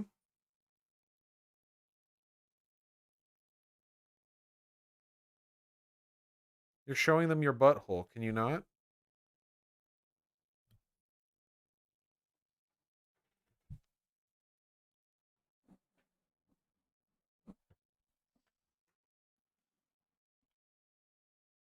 Ooh.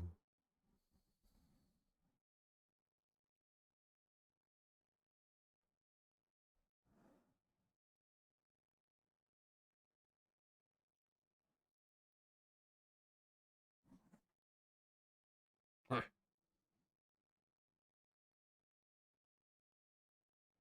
Wiggle.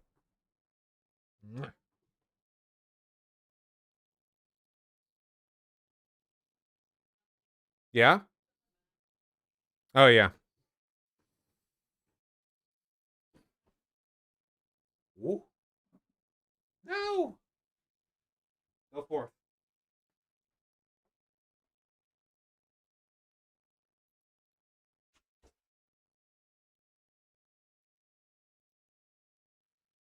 Damn.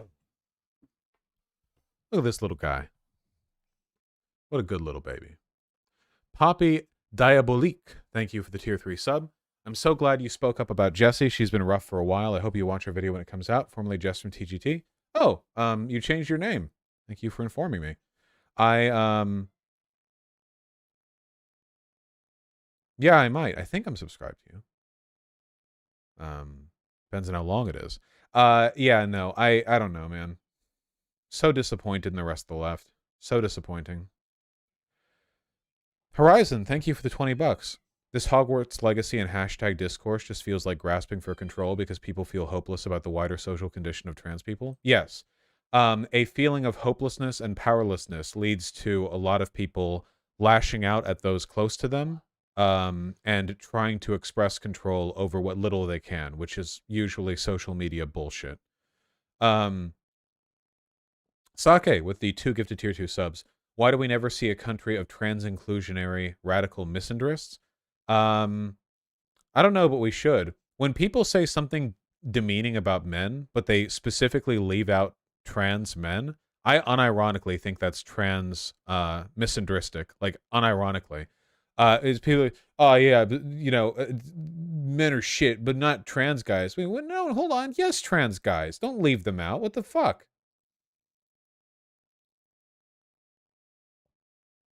It's LPH, the $5.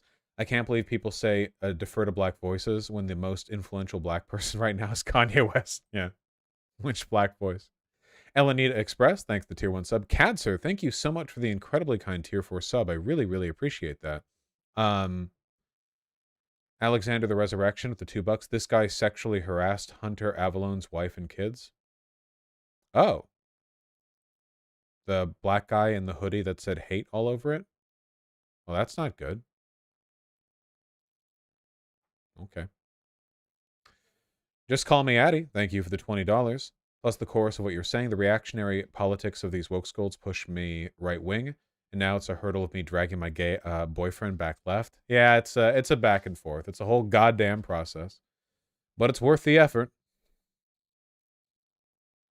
Orangutan Kiwi 19. Thank you very much. Drop an adorable picture of an Arctic fox you took. Ooh. Wow, that is a smug Arctic fox. Look at that little guy.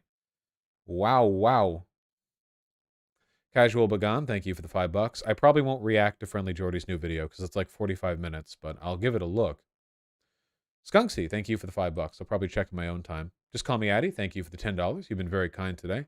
Fun note, do you play tabletop RPG? I play a D&D game online, but I always DM. So it's just 5e. I don't play any class. I just play the NPCs. Sake, thank you for the 2 gifted tier 2 subs. Oh, with the additional 2 gifted tier 2 subs, last time I was in a fight, I tried biting my arm to go into gear 4, and it weirded my opponent out enough that they left and I won by default. Yeah, I'm always looking to One Piece and Luffy for my battle strategies. Just hold a knife in your mouth like Zoro and you'll be fine. Zapsalis, thanks to the tier 1 sub. Gangstar, thank you very much likewise. Happy birthday to you. I hope we can stick around for the next 4 too. Balls, thank you for the $5. Agree, we need more R&D on more recyclable alternatives to plastic. Devin San Luis with the 8 gifted tier 1 subs. 2 weeks I'll be on the ground in Ukraine, and today I just launched my YouTube. I watched as Ukraine was attacked on stream, and it's part of the reason I'm going. My DMs are open on IG and Twitter if anyone in the community in Ukraine wants to help my journalistic efforts. Devin San Luis. I will copy and paste that into the chat so that if you look it up, presumably you will find this channel if you want to provide information to them. Either way, good luck, stay safe, and don't die. That is, it's important that you not do that.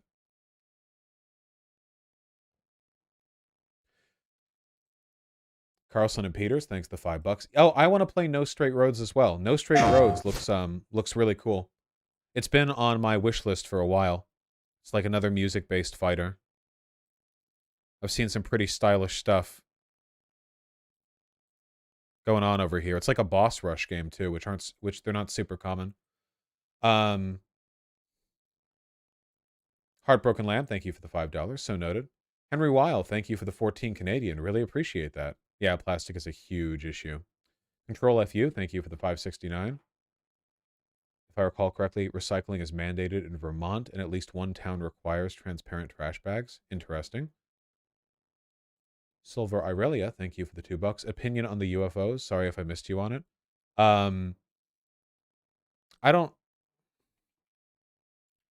I think it's mostly a waste of time. They're not actually UFOs. They're just like, there are so many things in the atmosphere. There are so many like random things that get thrown up there. Yeah.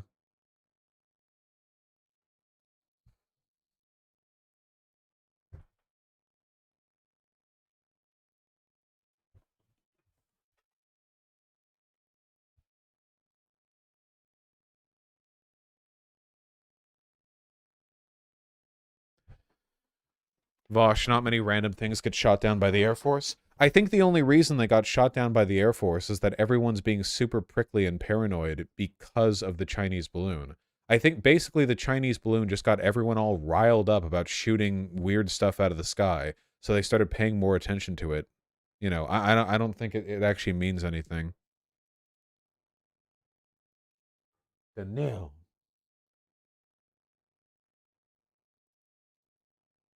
Albatross 990, thank you for the $5. True.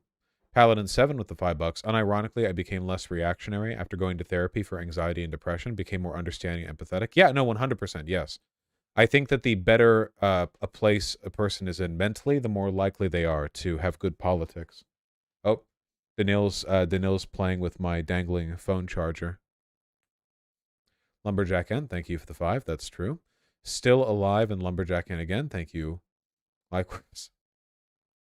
Sorry, Lumberjack N. Hope you have a positive memory of meeting me, though. Still alive. The arc of history is long, but it does trend towards justice. We'll see. Bad Praxis, thank you for the $5. Chimera Moth, thank you for the tier 1 sub. Really appreciate that. Hell yeah, I hope you're enjoying your fucking weed Reese's Peanut Butter Cup.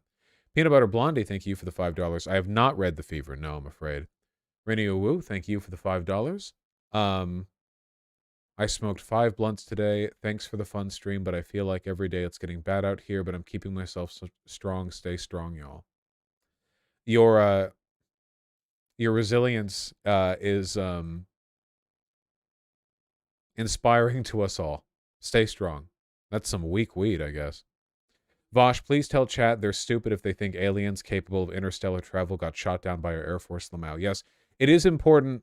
It is important to keep in mind that any civilization capable of traveling to another star system and arriving at our own would necessarily have to be capable of very well defending themselves against us. Very, very well.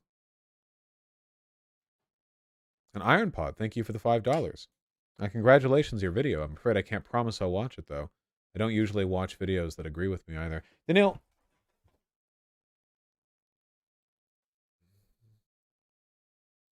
What are you doing?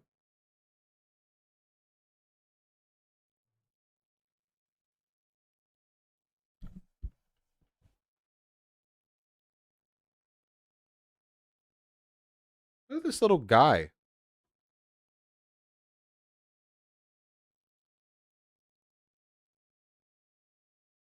Look at this guy.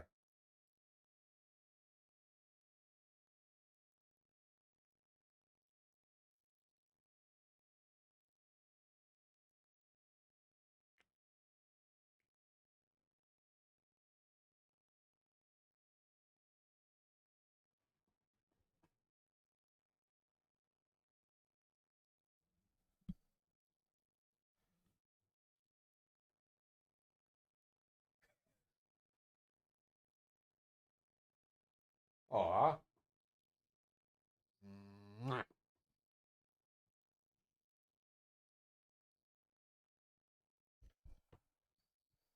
I love him. When does Vosh Rescue Home for Wayward Cats begin? Vermin already manages that, I think. And Tiny Raven, thank you for the 10. Be awesome if you could raise awareness about the troubled teen industry. Super gross and needs exposing. I'm afraid I don't know what the troubled teen industry is. I mean, I can kind of guess at it based on the name, but I'd have to look stuff up. All right, Danielle. Stream time's over. It's time for you to battle Artemy in a cage for our amusement. Oh my god. You're so wiggly.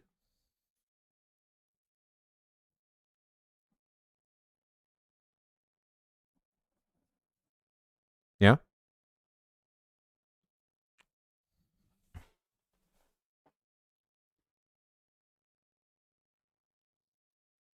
All right. One day, true homie. Okay. Who am I sending you guys off to?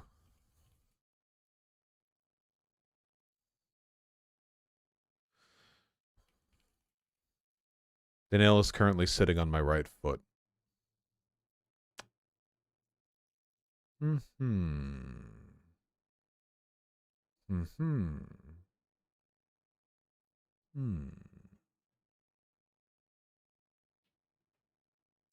Cirrus is streaming? That's right, it has been a while since we've hosted Cirrus, hasn't it? Let's go with Cirrus. All right, y'all go over there and be nice. He is now bapping at my foot. Very good. A warrior, to be sure. Why do I not see... Oh, here it is. Cirrus. Wonderful. All right, I'll see you guys tomorrow morning. We'll go over the New York Times J.K. Rowling apologia bullshit. And a few other things. And then the next day I'm flying out. But I'll still try to do stuff from my phone or a laptop.